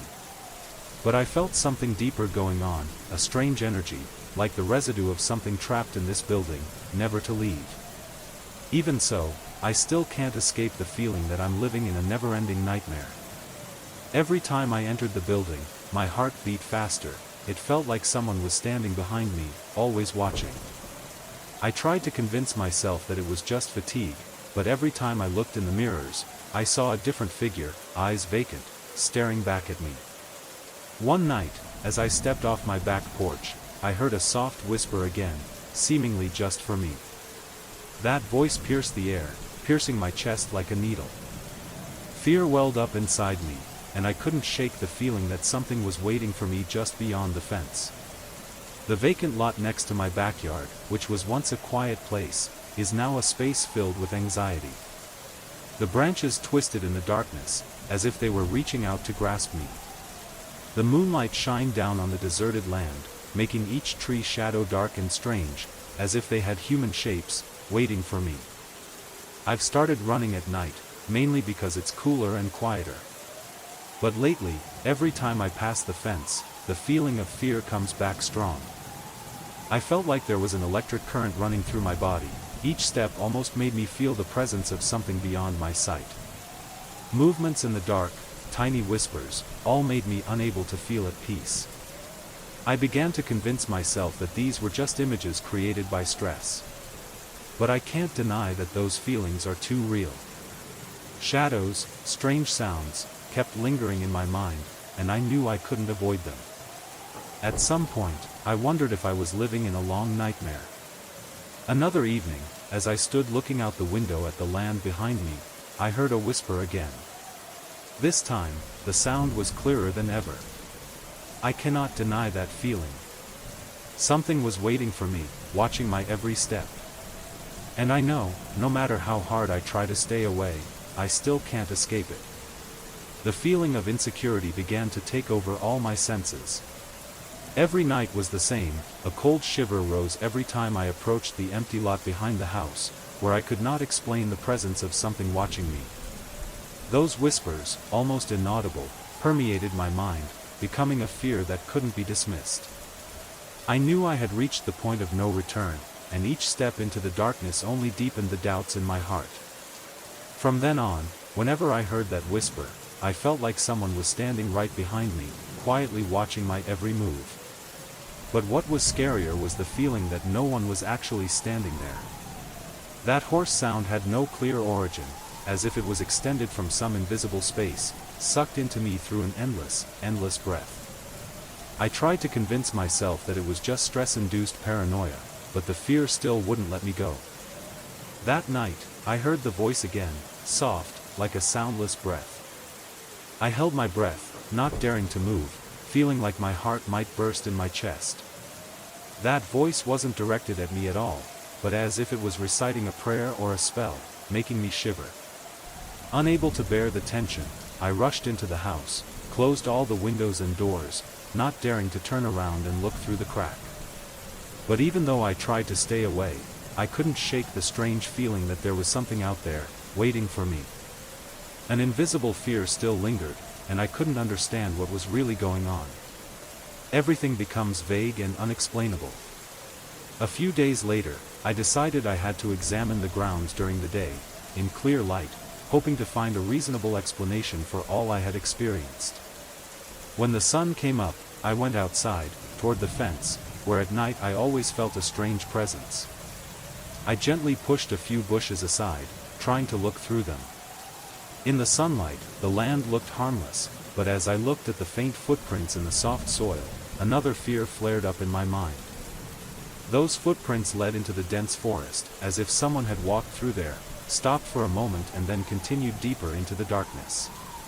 Even though there was no sign of shelter, no trace of life, the inescapable feeling that I was trespassing on a space that did not belong to me haunted me. That evening, when I couldn't go for my usual run, I sat on the back porch, looking toward the empty lot, where my porch light couldn't seem to dispel the thick darkness. That night was unusually quiet. A gentle breeze rustled the leaves, and every time I thought I saw movement behind the bushes, my heartbeat quickened, as if I were standing between two worlds, between truth and obsession. After a while, that voice rang out again. This time it wasn't as loud as before, but it was still clear and deep, as if humming a strange melody. A cold feeling ran down my spine, and I felt like I couldn't breathe anymore. That voice, although very faint, had an underlying malice, making me grip the porch railing tightly, my hands drenched in sweat. Over the next few weeks, things became increasingly tense. Every time I'm home, I hear soft noises from the fence. Rustling sounds, as if someone was gently tapping their fingers on metal.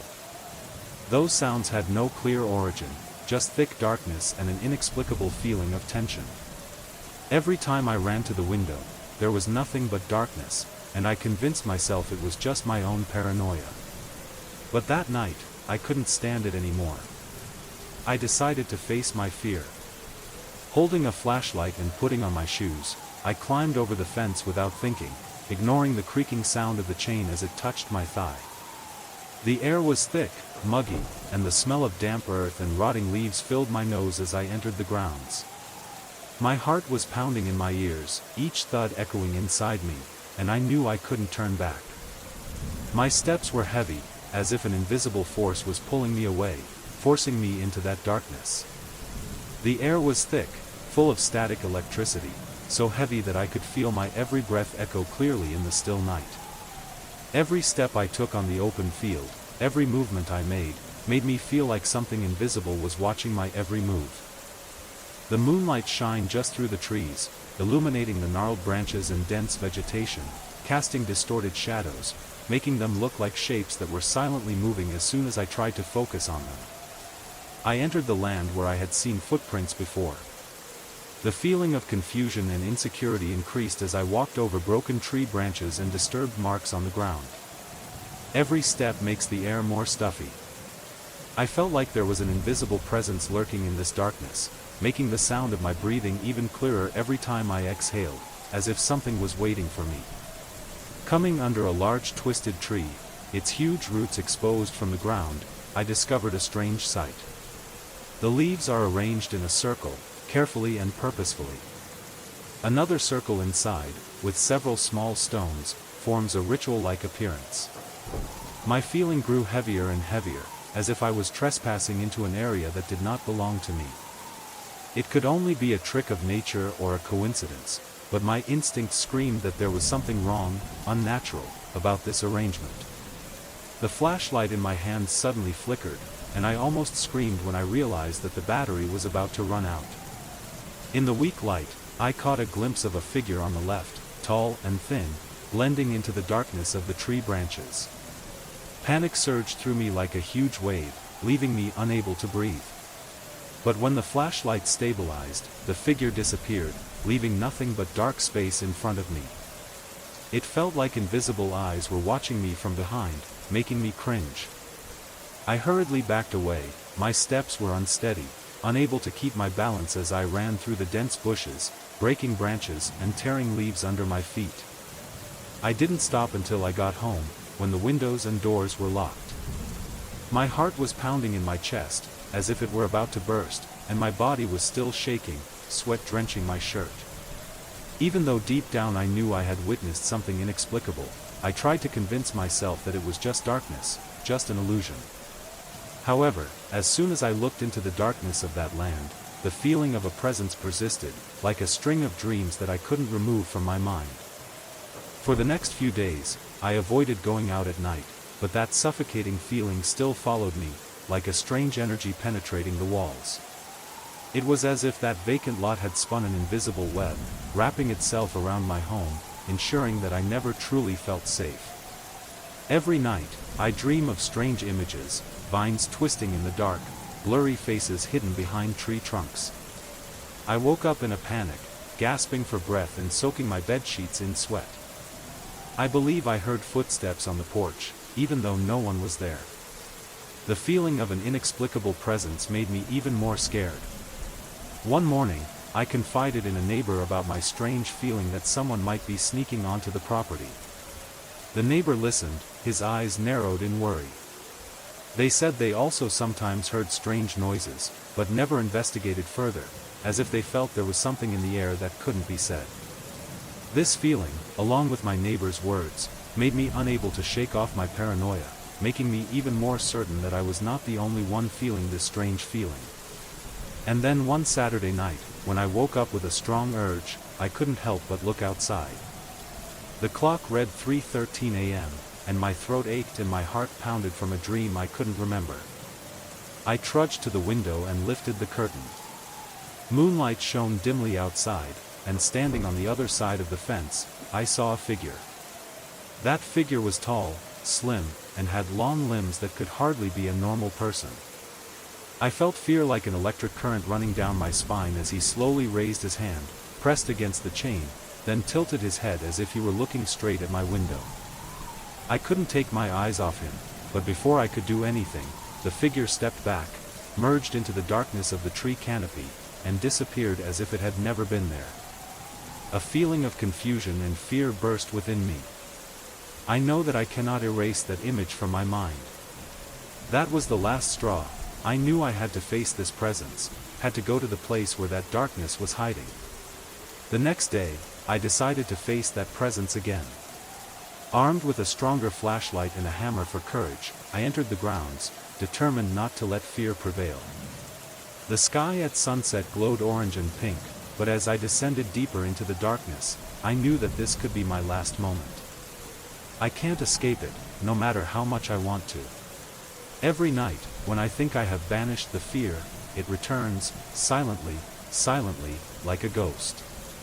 I can't explain what I feel.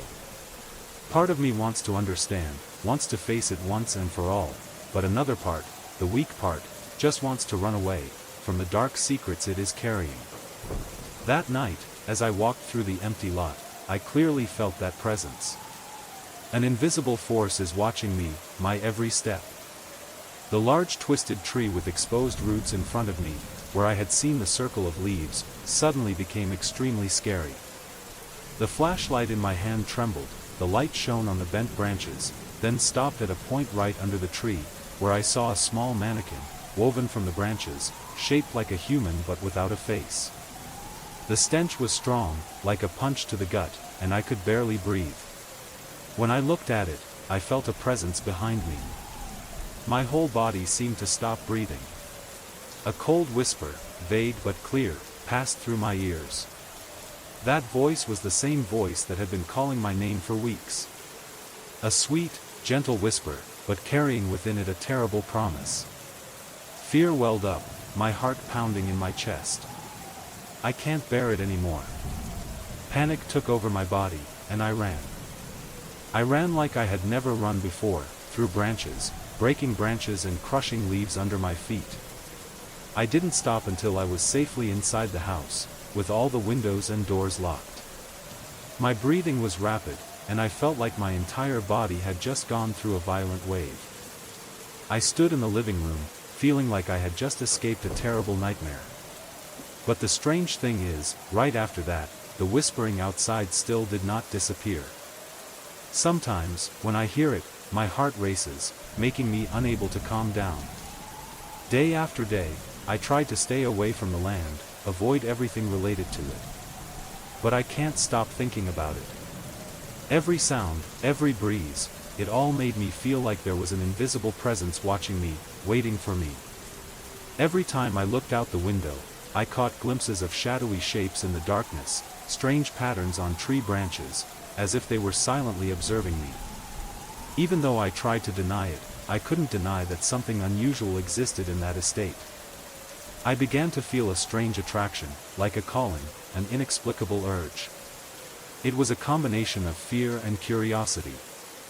I wonder if I can get out of this.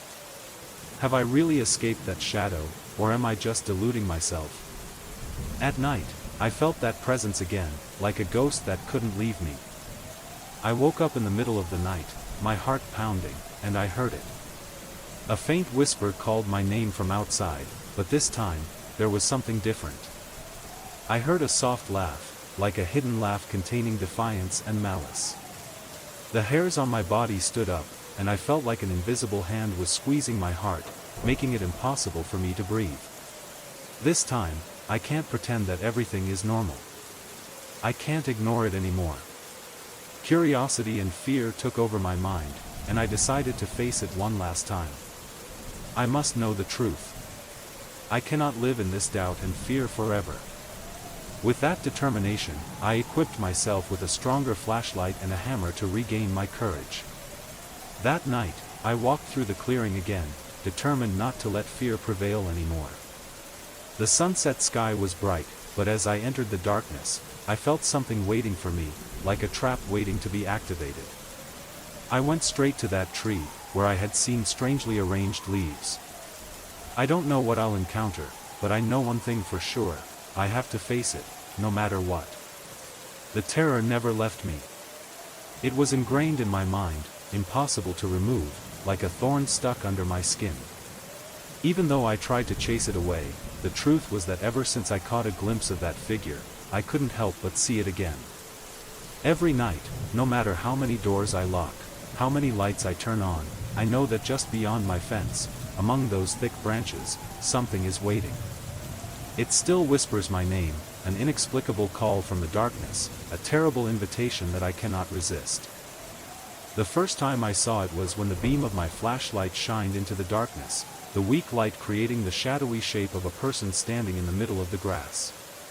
The figure was tall, silent, and unbelievable, standing there in the moonlight, facing me. I stopped, my heart pounding loudly in my chest. I thought maybe it was just an intruder, a stranger or some drifter, but when I called, there was no answer. It just stood there, the darkness towering over me, almost absorbing all the dim light around it, and then disappeared without a trace. I tried to rationalize it, telling myself it was just a strange shadow the flashlight cast. But in the following days, that shape still haunted me. Every time I think about it again, my body tenses up, my heart beats faster, and I feel like something invisible is watching me. I didn't tell my boss because I didn't want to sound unprofessional, but I knew I couldn't simply ignore it. Fear ate away at my every thought, and I couldn't get it out of my head. The daily grind continued, with fixing fences, feeding animals, and driving an old pickup truck over dirt roads, but every night, as darkness fell, I couldn't stop worrying. Walking at night has become heavy, because in my mind, I always feel that tall figure is waiting for me out there, in the middle of the darkness. Every night, around 2 a.m., I take a flashlight and walk around the land to check. The sounds of insects and cows bellowing in the distance could not obscure the feeling of fear that surged every time I approached the place where I had seen that figure. Everything around me became suffocatingly silent, and I knew I was waiting to see it again. When I came back after facing it for the first time, my heart was pounding so hard that I couldn't breathe. My flashlight shined out, scanning the grass, but there was nothing. I didn't see that figure anymore, but the silence made me even more nervous. No footsteps, no noise.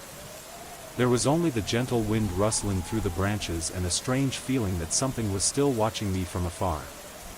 I couldn't shake that feeling, even if I wanted to. I continued with my daily routine, but every evening the panic returned. Sometimes I think I hear strange sounds from the fence, the sound of metal hitting each other, the sound of the gate being pushed by the wind. The normal sounds of the farm turned into something terrifying. Every noise became sharp in my mind, as if they were signaling the presence of something darker, watching me from the shadows. On windy nights, when tree branches whistle like a whisper, I feel an undeniable presence. Strange shapes in the dark, patterns on tree branches. Sometimes I thought I saw a figure standing in the darkness. I didn't dare go back to that land again, even though a part of me felt a strange attraction from that direction. A gentle whisper echoed in my head, calling me to step outside, to explore the mysteries the grounds hid. But I know well that every time I feel that urge, I remember the stench in the hollow tree, the invisible look I felt standing in that darkness. I still live in that fear. I can't erase its image from my mind. Whenever I look through the window at night, the strange feeling returns. It wasn't just an ordinary darkness, but something dark, powerful, that could control my fear. I did everything to protect myself, but part of me knew, even if I shut the door tightly and turned on all the lights, I would never truly feel safe. The fear never leaves me, and sometimes I wonder if I can truly escape it. That presence, that darkness, are no longer just dreams or hallucinations. It has become a part of my life, something ingrained in my mind, forcing me to live with it every day. When I work on the farm, the familiar sounds of the wind blowing through the grass, the noise of livestock, and the rustling of leaves no longer comfort me. Every noise made me scared. It felt like something was watching me, waiting for me to be careless. I tried to ask the farm caretaker about the strange things I had witnessed. His answer only increased my paranoia. Others on the night crew had also seen shadows that they couldn't explain, but they all thought it was just hallucinations, moonlight, or fatigue. But I know, I saw something truly inexplicable. If other people see the same thing, then it's probably not a figment of the imagination. And then as the days passed, insecurity began to cover my entire life. Every time I work, a part of me keeps waiting for that figure to appear. It feels like there are invisible eyes watching me, making me always feel stressed and worried. But the strange things don't stop there. Strange marks appeared on the fence, not the marks of a tool or an animal, but lingering marks as if a long-fingered hand had passed over it. I couldn't explain them, but I knew they weren't normal. One night, I decided to bring a camera to record what I saw, hoping to have evidence of this strange truth. When I held the camera, the dim light of the flashlight illuminated the field, but as soon as I started filming, the cold feeling overwhelmed me. An absolute silence covered the surrounding space. I felt it, that presence, near. I looked through the camera's viewfinder, and suddenly, I saw a blurry shape, like a twisted cloud, the shape of a human being. It was tall and elongated, the deformation was as if the body was stretched, making it impossible for me to breathe. The hairs on my body stood up, and I felt a horror so profound that I began to whimper in panic. When I looked closer, the figure disappeared suddenly, as if it were just an illusion, a blur that I could barely see. My flashlight flashed, and then, the camera screen was left with nothing but a blur. If I hadn't looked closely, I would have missed it. But even though it was just a blur, I knew I wasn't imagining it. It was real, and it scared me more than ever. I stood there, hands shaking, trying to gather my thoughts.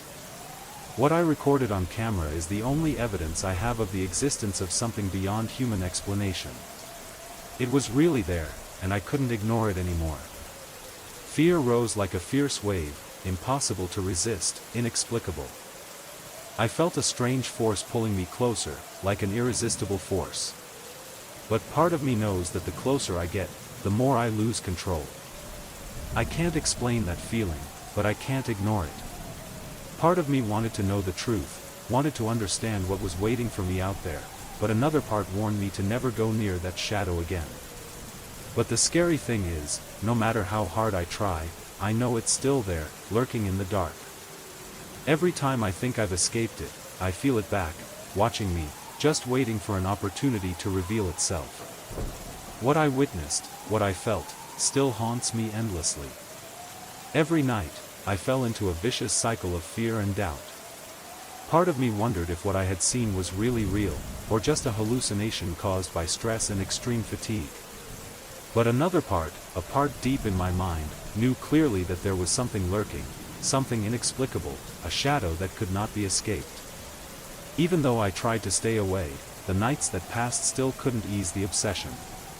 When night came, the strange feeling returned. Even on windless nights, I felt a heavy silence, as if the air around me was waiting for something to happen.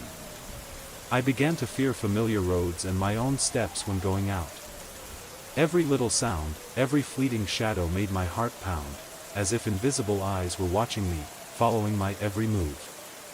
That time, on a particularly quiet night, I couldn't help but think about what I had seen. I stood by the window, looking out, where I had seen that figure. The tall trees bent, and a gentle breeze blew, but there was something in the air that made me feel nervous. At that time, I told myself that maybe it was just some animal, or just my paranoia, but a part of me knew clearly that it wasn't like that. When I returned days later, I couldn't help but see more strange marks on the ground. The strange scratches on the fence were unlike any I had ever seen before. Those traces were long and strange, stretching as if a large, long-fingered hand had passed through them. Those scratches, they couldn't have come from a tool or an animal, they came from something else, and I couldn't explain it. One night, I decided to return to that area where the figure had first appeared. Flashlight in my hand, I walked into the darkness with tension, with fear filling every step. Tonight, I brought my camera with me. I thought that if I recorded something, I could prove I wasn't the only one feeling this presence. I walked into the grounds, my heart beating loudly in my chest, my legs feeling heavy, as if some force was pulling me towards it. The atmosphere was thick, and I could feel the heaviness of the space around me. Every step I take makes me feel like something is watching, waiting for me.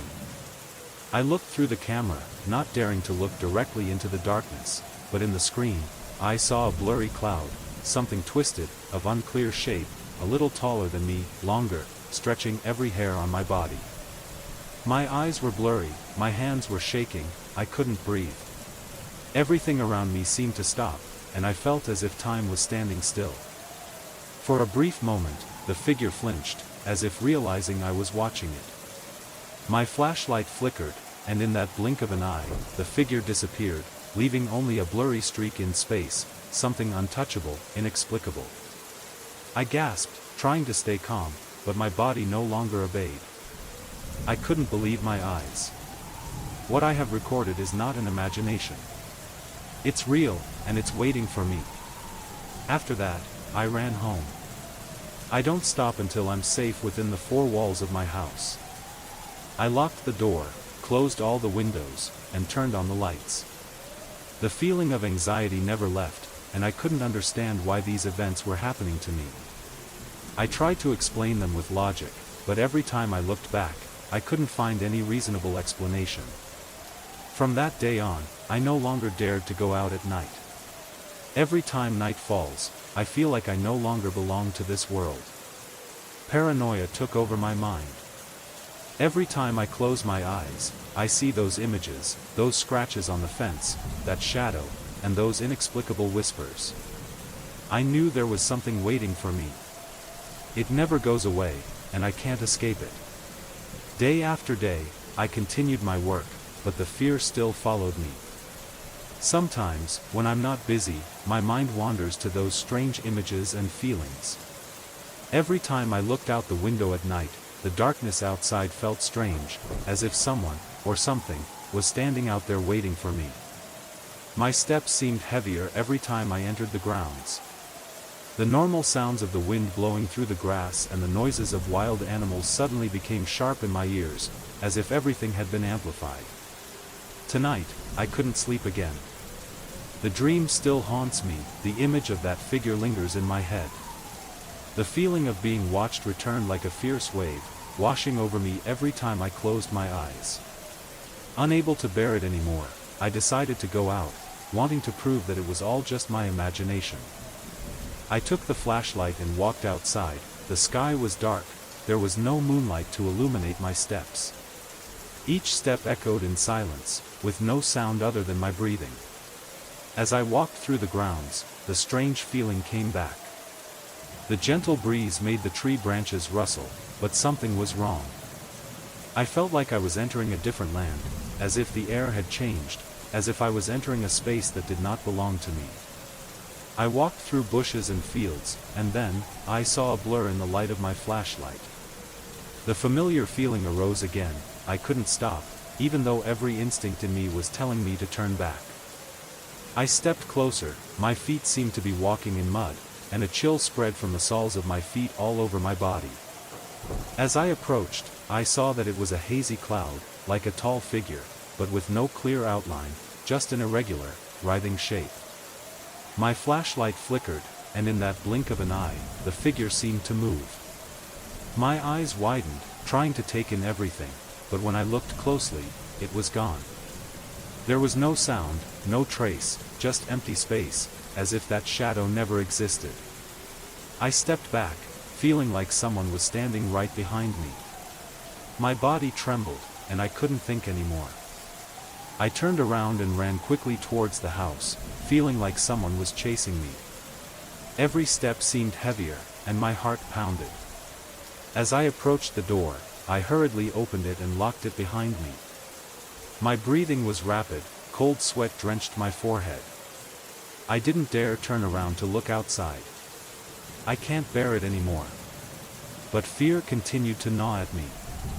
I know that shadow is still there, in the darkness, in the empty lot out there. I can't deny that feeling, even though I've tried many times. I continued to live in that obsession, unable to escape what I had witnessed. The nights became longer, with no sign of peace. Sometimes, I think I can live normally, continue with work, continue with life, but the fear suddenly returns, when I least expect it. And then, on a particularly quiet night, as I was lying in bed, I heard footsteps. It was a small, gentle sound, but I couldn't mistake it. Those footsteps came closer, slowly and surely. I didn't dare move, didn't dare breathe loudly. The footsteps stopped right outside the door. My heart was pounding in my ears, and I felt a chill run down my spine. The darkness outside the door, I know, is not just ordinary darkness. It has a unique presence, a strange power that I cannot explain. I sat still, not daring to move, until the footsteps stopped. There was no more noise. At that moment, I couldn't be sure whether I actually heard those footsteps or not. But I know, even if nothing happens, my fear is still present, and I will never be able to erase that feeling. That shadow, that presence, is still waiting for me, still watching me, whether I want it or not. I can't talk to anyone about this, can't find comfort in rational explanations. Because I know only one thing: something has changed in my life, and it is not something that can be easily understood or dispelled. The tension that could not be dispelled continued to increase within me. Sometimes I feel like there's a heavy weight on my chest, and I can't get rid of that feeling. Sleepless nights, vague images, and inexplicable sounds made me increasingly confused. Darkness is not just a natural condition anymore, it became an entity in my own home, as if there was some presence waiting for me, following me every moment. That time, when I woke up around 3 a.m., I couldn't explain the strange feeling in my body. Something was wrong, as if the air had changed. At first, I didn't recognize it right away, but when the dim light from the street lamp entered the room, I saw a shape. It stood there, looking straight into my room. A vague silhouette in the darkness, as if created from the darkness itself. My mouth was dry, and a choking feeling rose in my throat. I could feel my heart pounding in my chest, but I couldn't do anything but watch. When I blinked, the figure disappeared. There was no sound, no movement. Only thick silence remained. I can't understand it. Was I dreaming? Or was it an illusion caused by fatigue? But a part of me knew clearly that it wasn't my imagination. The feeling of fear still clung to me, like an unquenchable shadow. Even though I closed the curtains and tried to sleep, the paranoia didn't leave. The next day, I told myself that it was all just my body's reaction to being too stressed. But I can't erase that image. Every time I looked at the curtains, I felt a strange uneasiness, as if that shadow was waiting for me, never to leave. I started to doubt myself. The sightings of the figure became more and more frequent, but each time it quickly disappeared before I could be sure what I had seen. Every evening, I hear strange sounds. There was a light tapping on the window, a scratching sound as if something was trying to get inside. I can't be sure what it is. Wind? An animal? Or is someone trying to sneak in? Sometimes this sound disappears, sometimes it lingers. But either way, it makes me panic. That evening, as I tried to create a peaceful space for myself by preparing a meal, I heard scratching sounds coming from the window again. That noise was too clear for me to be mistaken. It is not a random gust of wind. My whole body tensed up with fear. I stopped, trying to regain my composure, but I couldn't. It felt like someone was standing outside the window, looking at me.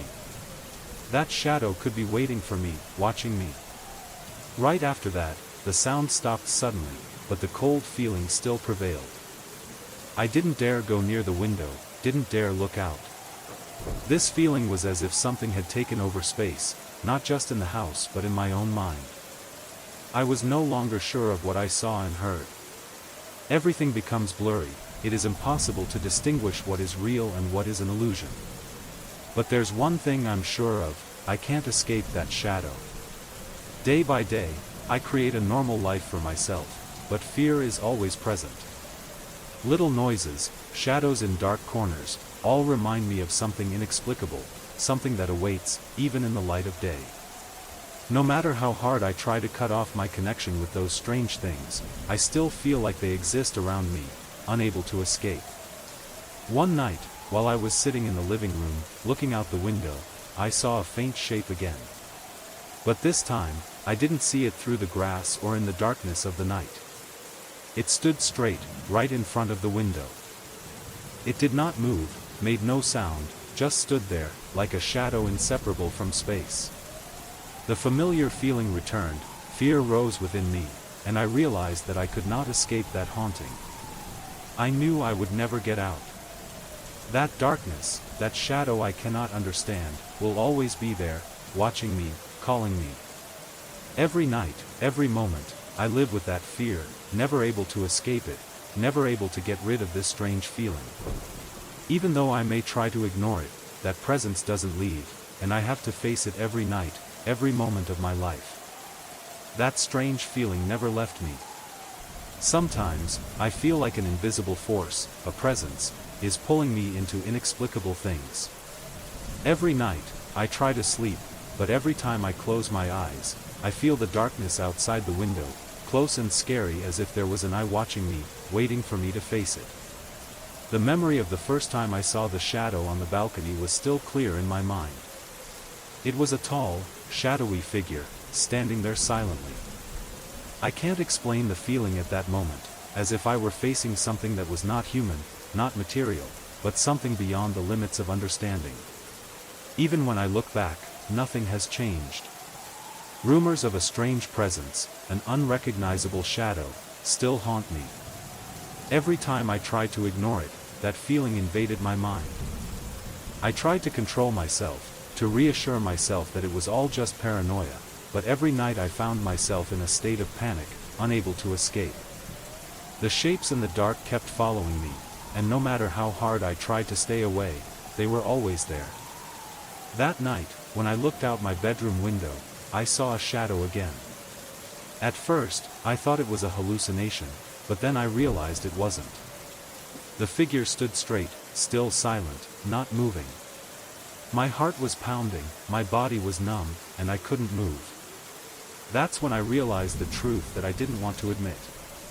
There was something waiting, something unexplainable that existed right outside my house, in that darkness. Even though I closed the curtains, I still couldn't shake the feeling of being watched. I can feel it, like a ghost, like a presence lurking in space.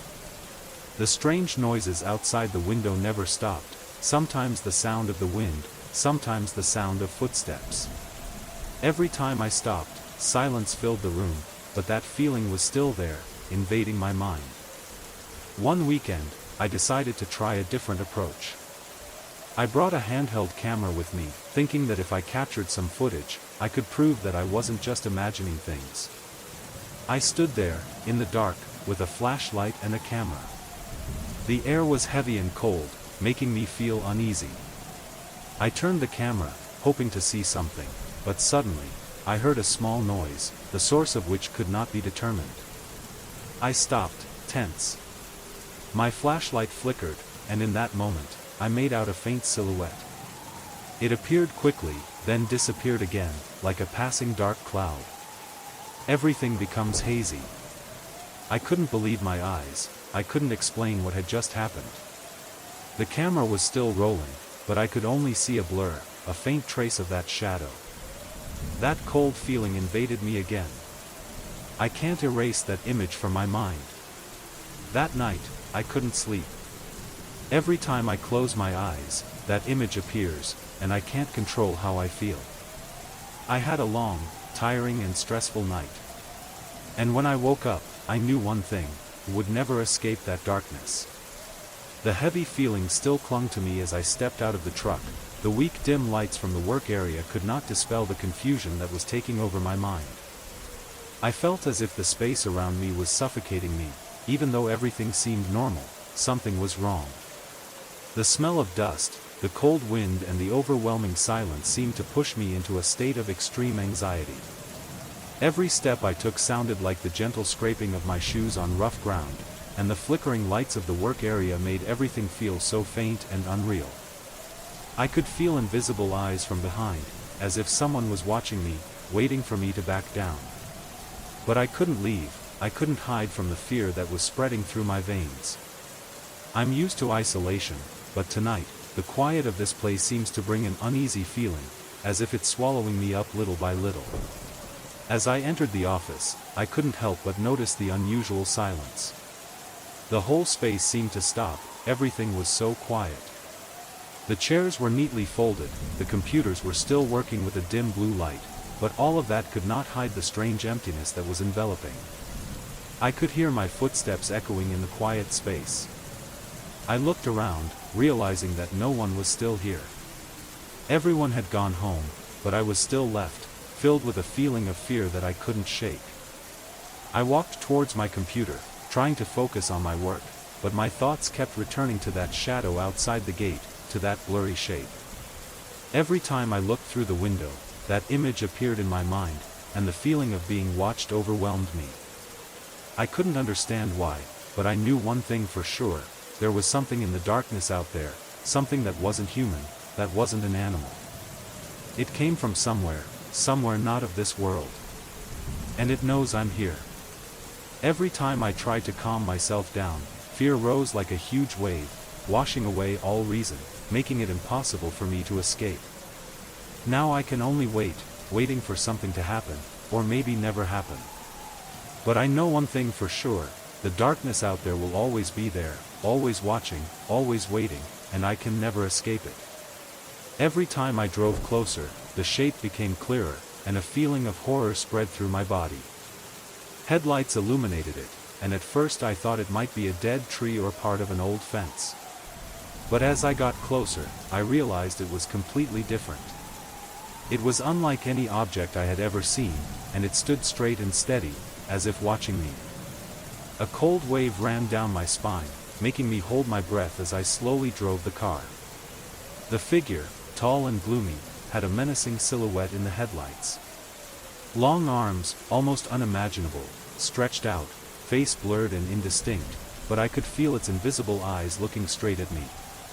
My eyes were glued to it, and even though I knew I couldn't let myself get distracted, my body couldn't stop shaking.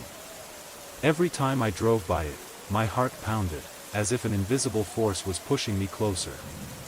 I tried not to look at that shadow anymore, but like a strange gravitational force, I couldn't take my eyes off it. I felt a threat from afar, an indescribable feeling, as if it wanted me to come closer, wanted me to get out of this car, so it could reach me. I couldn't tell if it was an animal, a ghost, or something worse. The ground under my car began to feel fuzzy, as if I were running through black mud that I couldn't see. My breathing was ragged, each heartbeat rang in my ears. My hands were sweaty on the steering wheel, and I felt nervous waiting to explode. This time, I couldn't ignore it anymore. I knew that that thing wasn't simply an illusion or my imagination. It's really there, watching, waiting. I've come too close to it, and in this moment, I feel like there's no turning back. It felt like a whisper from the darkness asking me to approach, and a part of me, despite my extreme fear, was drawn towards it. As soon as I continued driving, the shape started to move.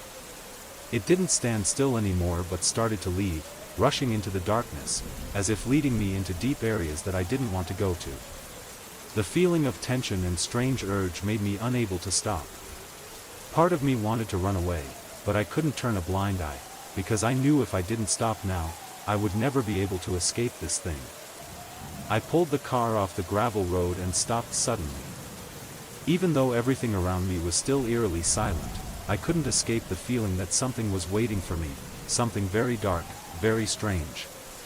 A cold wind blew, and I felt it swirl around me as if the branches were reaching out, welcoming me into a world I didn't understand. I could only gasp, speechless, and know that this would never end until I faced the truth about that figure. A strange feeling overwhelmed me as the video captured that blurry shadow. I watched it over and over again, my eyes straining in an attempt to find a reasonable explanation. But what confused me even more was the fact that there were no cars passing by at that time. There was no impact from the surrounding environment that could be explained. That scene still exists, the shadow gliding across the parking lot like an invisible creature, with no clear shape, no signs indicating its origin. Every time I see this scene, I feel my body stiffen. Part of me wanted to explain everything, wanted to dismiss this confusion and convince myself that it was just a technical error or a trick of the camera. But every time I looked back, the presence of that shadow became clearer, and I couldn't escape the feeling that there was something waiting for me, always watching me from somewhere, lurking in the darkness. I decided to take action. I can't keep living in this fear forever. Even though my panic still hadn't ended, I decided to go back to the parking lot where the shadow had appeared. I drove through a familiar road, but this time, the feeling inside me was completely different. The feeling like someone, or something, is watching me, still clings to every step I take. When I arrived at the parking lot, I opened the car door and stepped out, feeling the overwhelming silence. There was no noise, no wind, no light other than flashing fluorescent lights. The feeling of insecurity came back, as if there was something here waiting for me. I stood for a moment, looking around nervously. But nothing appeared.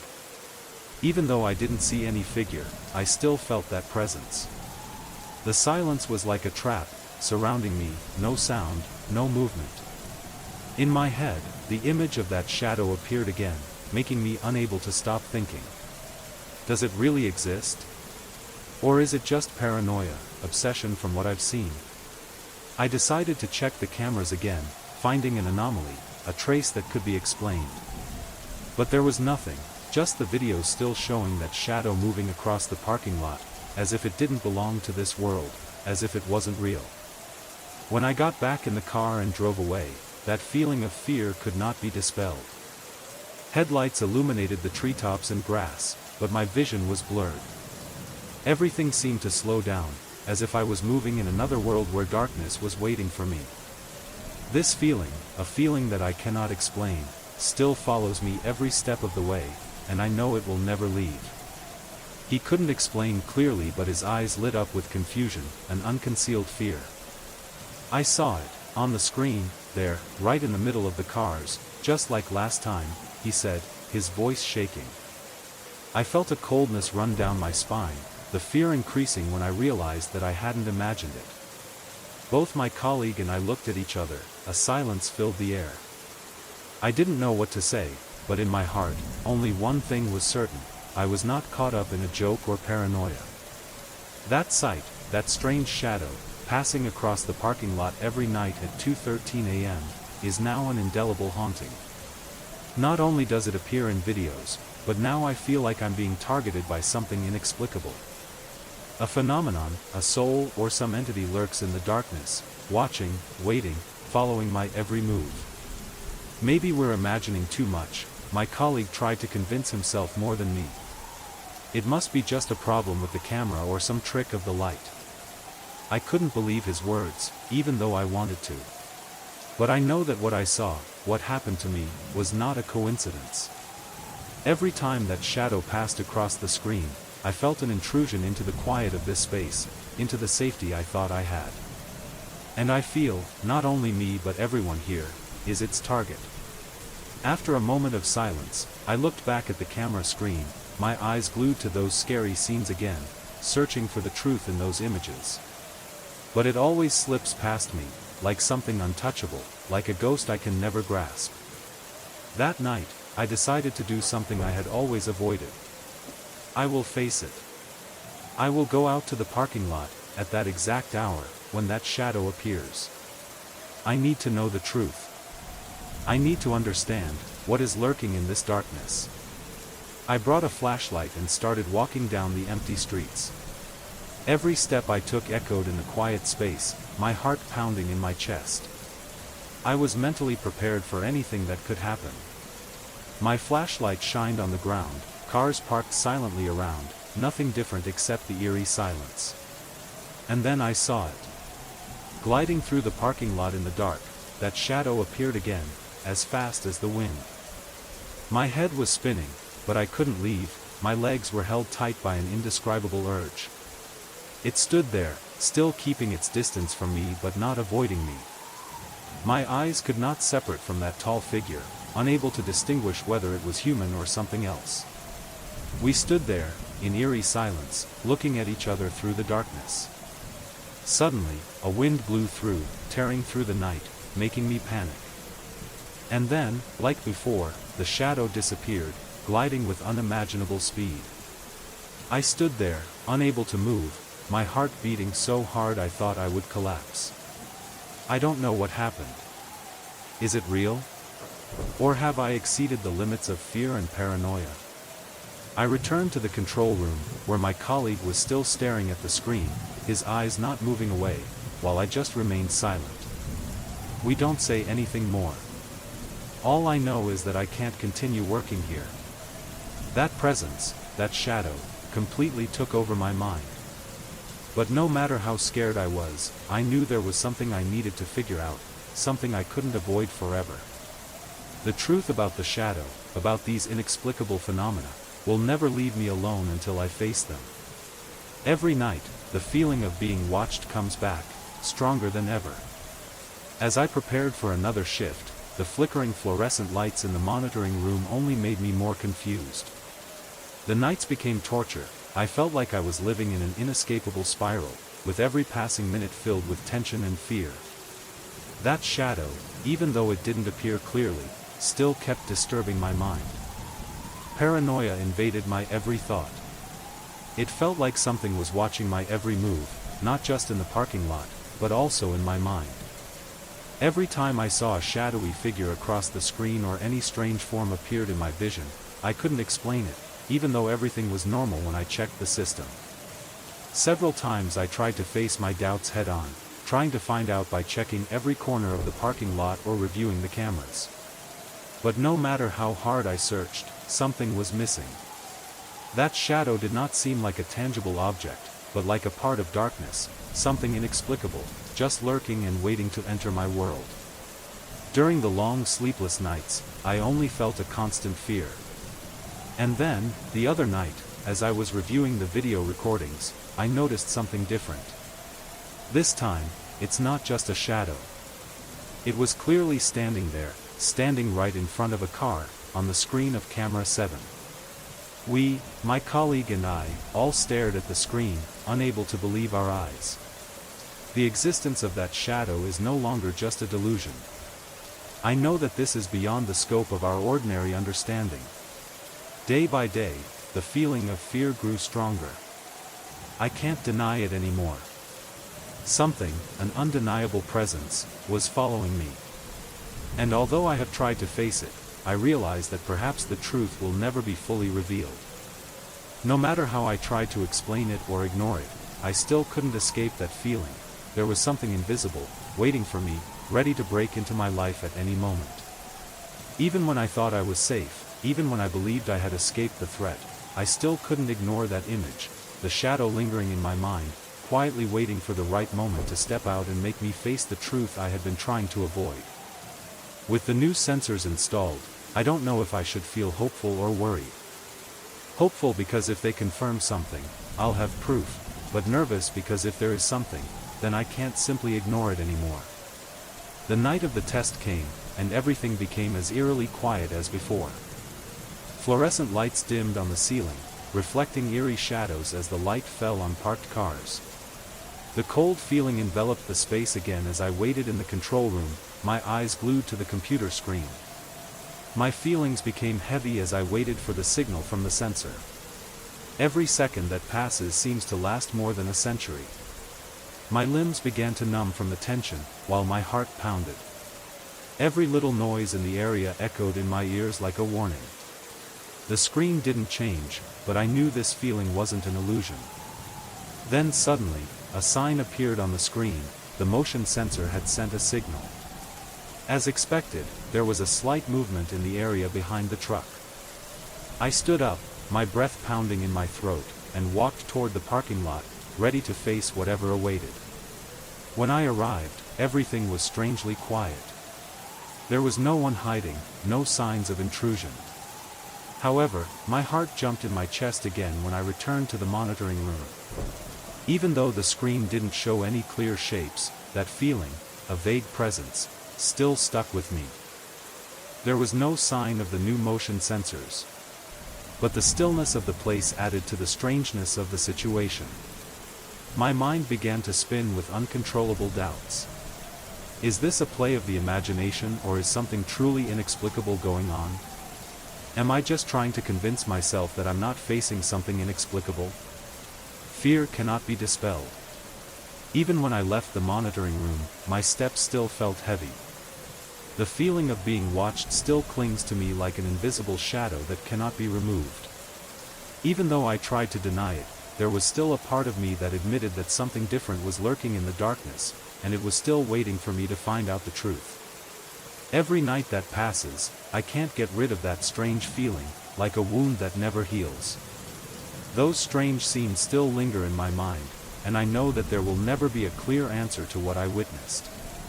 Every time I start work, everything stays the same, but I feel that strange presence, a feeling that lingers right under my skin. I don't know if I really want to face the truth, but I can no longer deny its existence.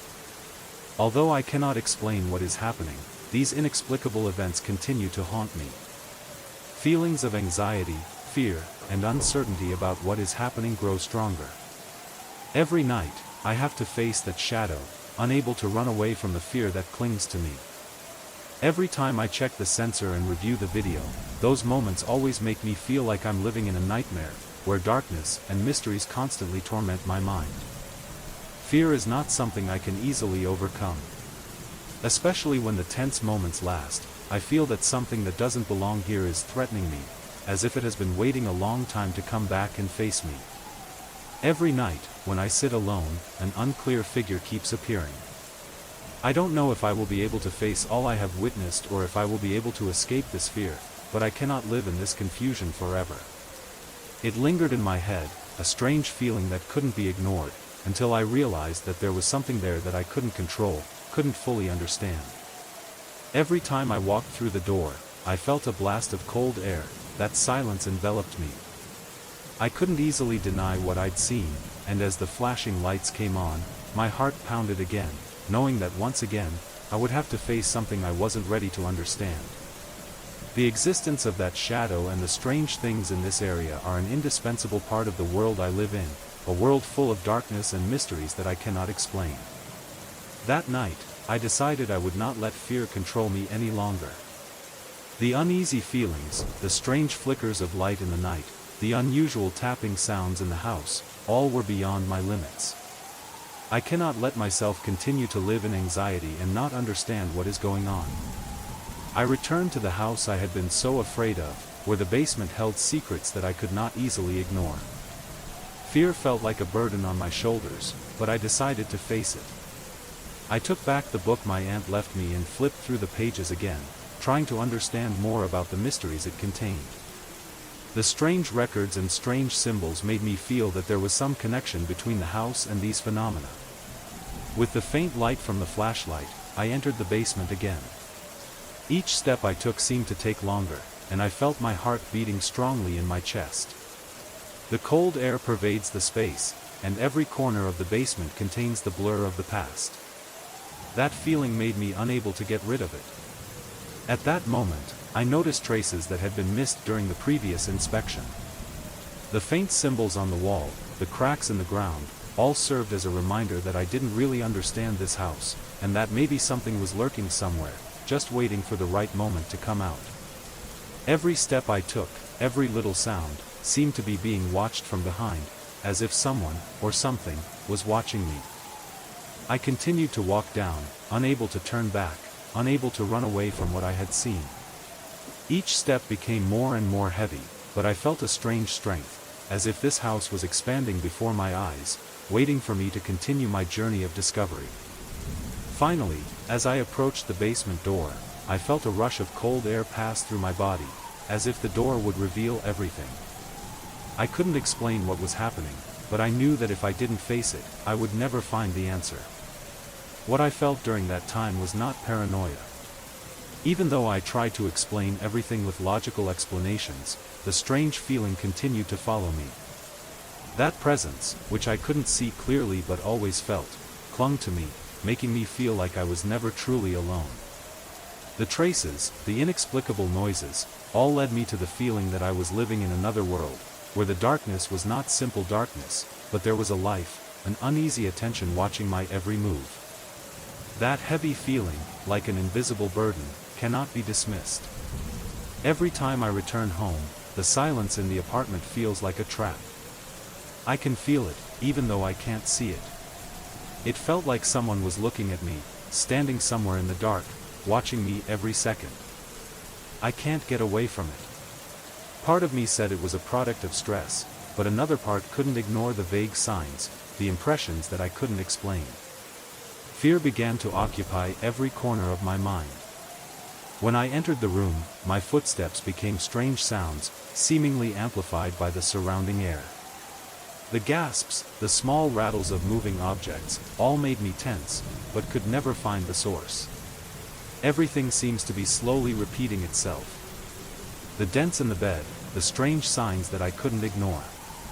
Even though I tried to do normal things, like talk to the landlord or try to regain my mind, that feeling was still there. Blurry silhouettes lingered in every space, as if they were waiting for me to do something, waiting for me to take another step. A strange and uneasy feeling surrounded me in that moment. Small, strange sounds began to become more distinct, the gentle creaking of something strange pulling through tile, making every hair on my body stand on end. My heart was pounding, as if something was moving quietly in the dark, right behind me. I can't stop. My feet still walked, even though my body seemed to be pinned to the ground by an invisible force. My steps sounded like heavy stomps on the cold tile floor, but all I could feel was the suffocating silence, the panic simmering with each breath. I could only try to walk towards the faucet, pulling my hand out when I felt its coldness making me shiver. When I turned around and looked in the mirror, my reflection in the dim light seemed like a ghost, pale and still. Sweat gathered on my forehead, and the surrounding air seemed thicker, as if it wanted to swallow all the silence in the room. But the strangest thing was when I heard a noise, soft as if someone was pulling something through the tiles, from somewhere far away. It was as if there was someone nearby, whom I couldn't see. It felt like an invisible hand was dragging me into the darkness. Every sound, every movement around me, it all seemed to lead me to the realization that I had no control over something invisible moving around me. My steps had slowed down, but I didn't dare look into the darkness behind me, didn't dare turn around to see what was following me. The feeling grew stronger, a feeling that I was being watched by something inexplicable. I don't know if I'm lying to myself or not, but all I can feel is that presence, still there, following my every move. No matter what I do, even if I act like I don't pay attention to it, that presence still follows me, silently but always present. I heard it and felt it, and I couldn't simply ignore it.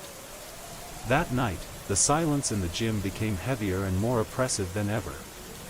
I walked in, feeling immediately frustrated as the fluorescent light on the ceiling shone down on the rows of machines and equipment.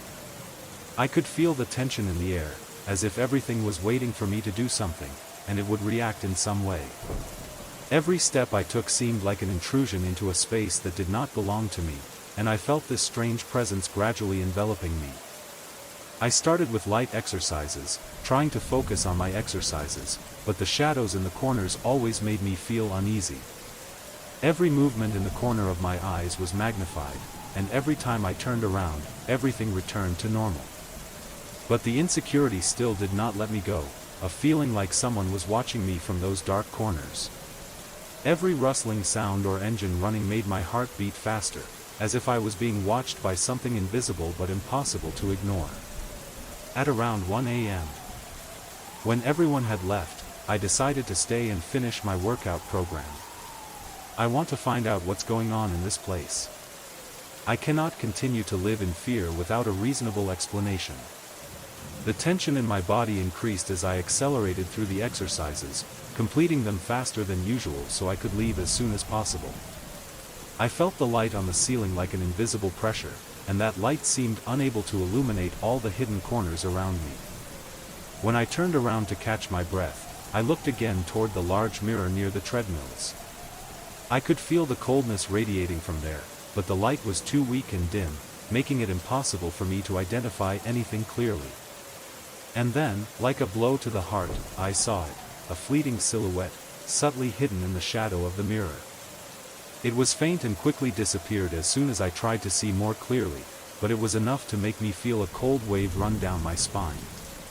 I quickly walked out of that area, feeling like the further I got away from this area, the more sensitive my skin became.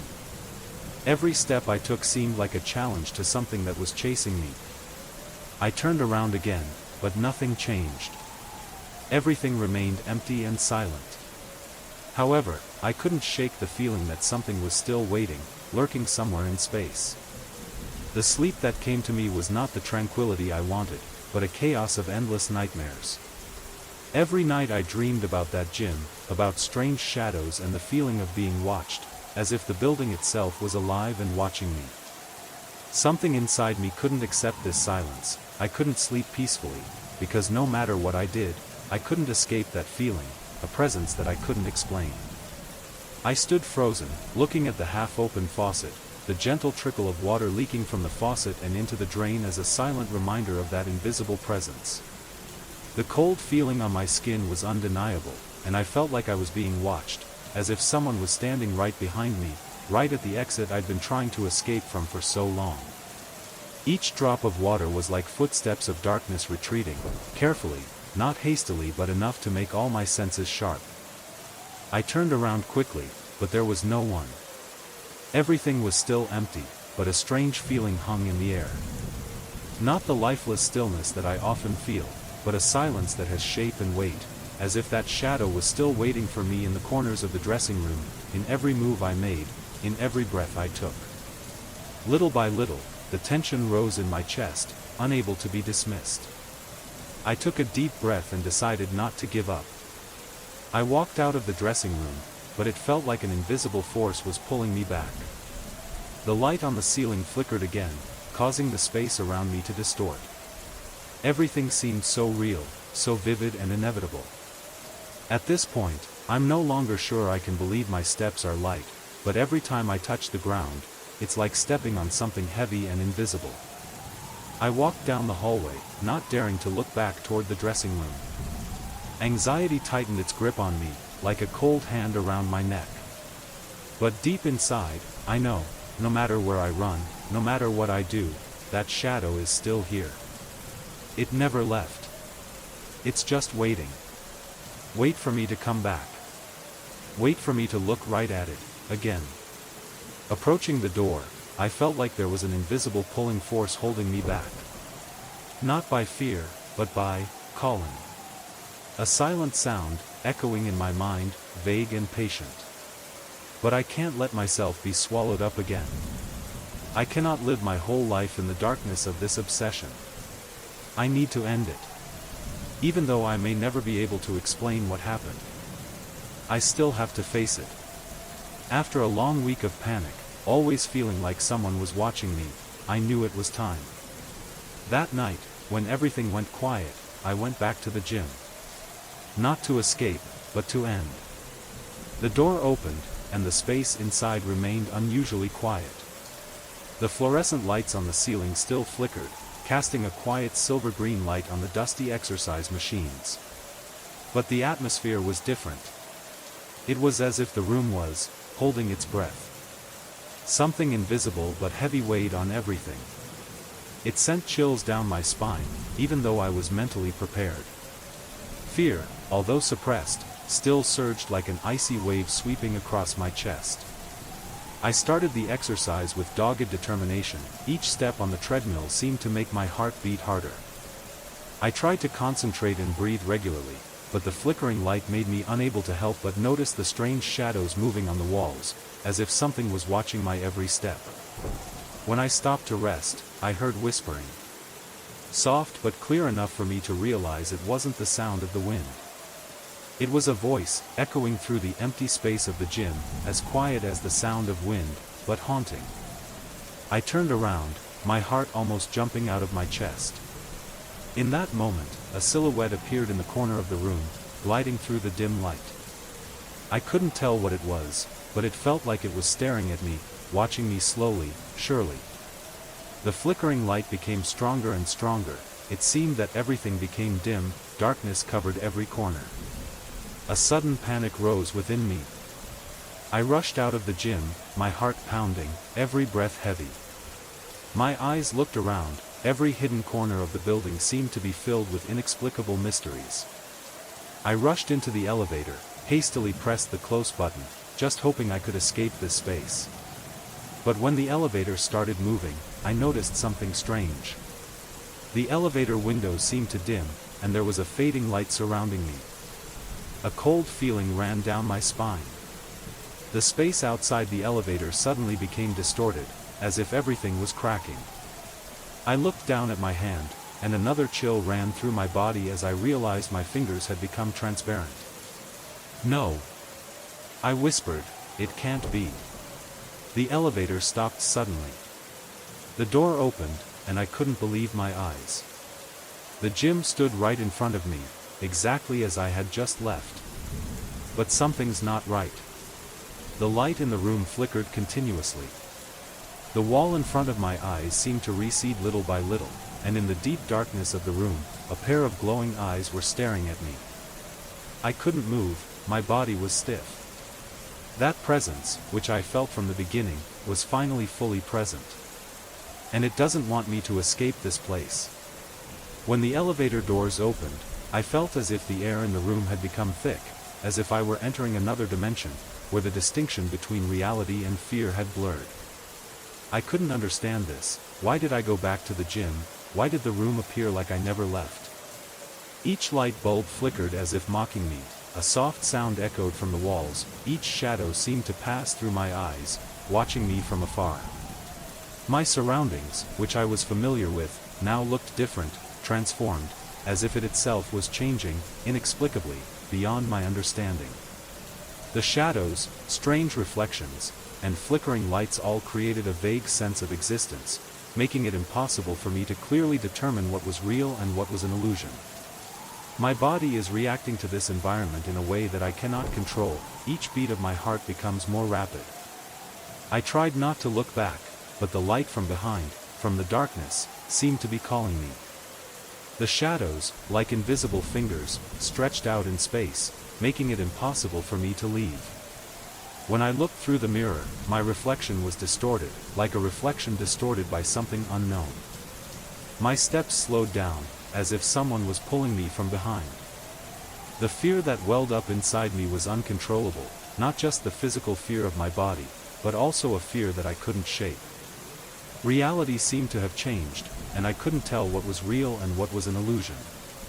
I began to wonder if I could escape the shadow I thought was just my imagination. But as things became clearer, I realized that the fear was not a mere imagination.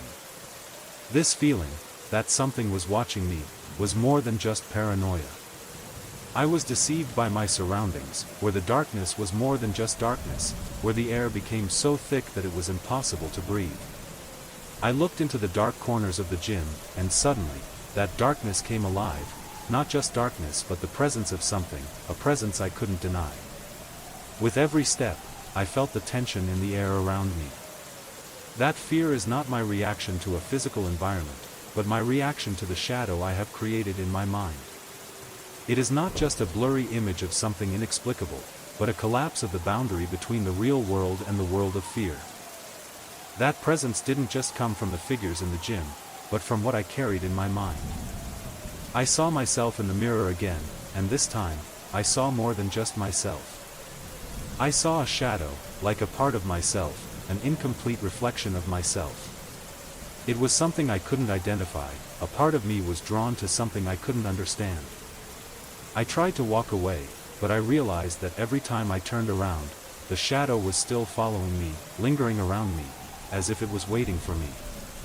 This ambiguity defeats any attempt to find a rational reason. It's not exhaustion or anxiety. It was something deeper, something I couldn't understand. I searched for an explanation for this fear, but I gradually realized that maybe this fear doesn't need a reason. It simply exists. I am no longer someone who can clearly distinguish between reality and illusion.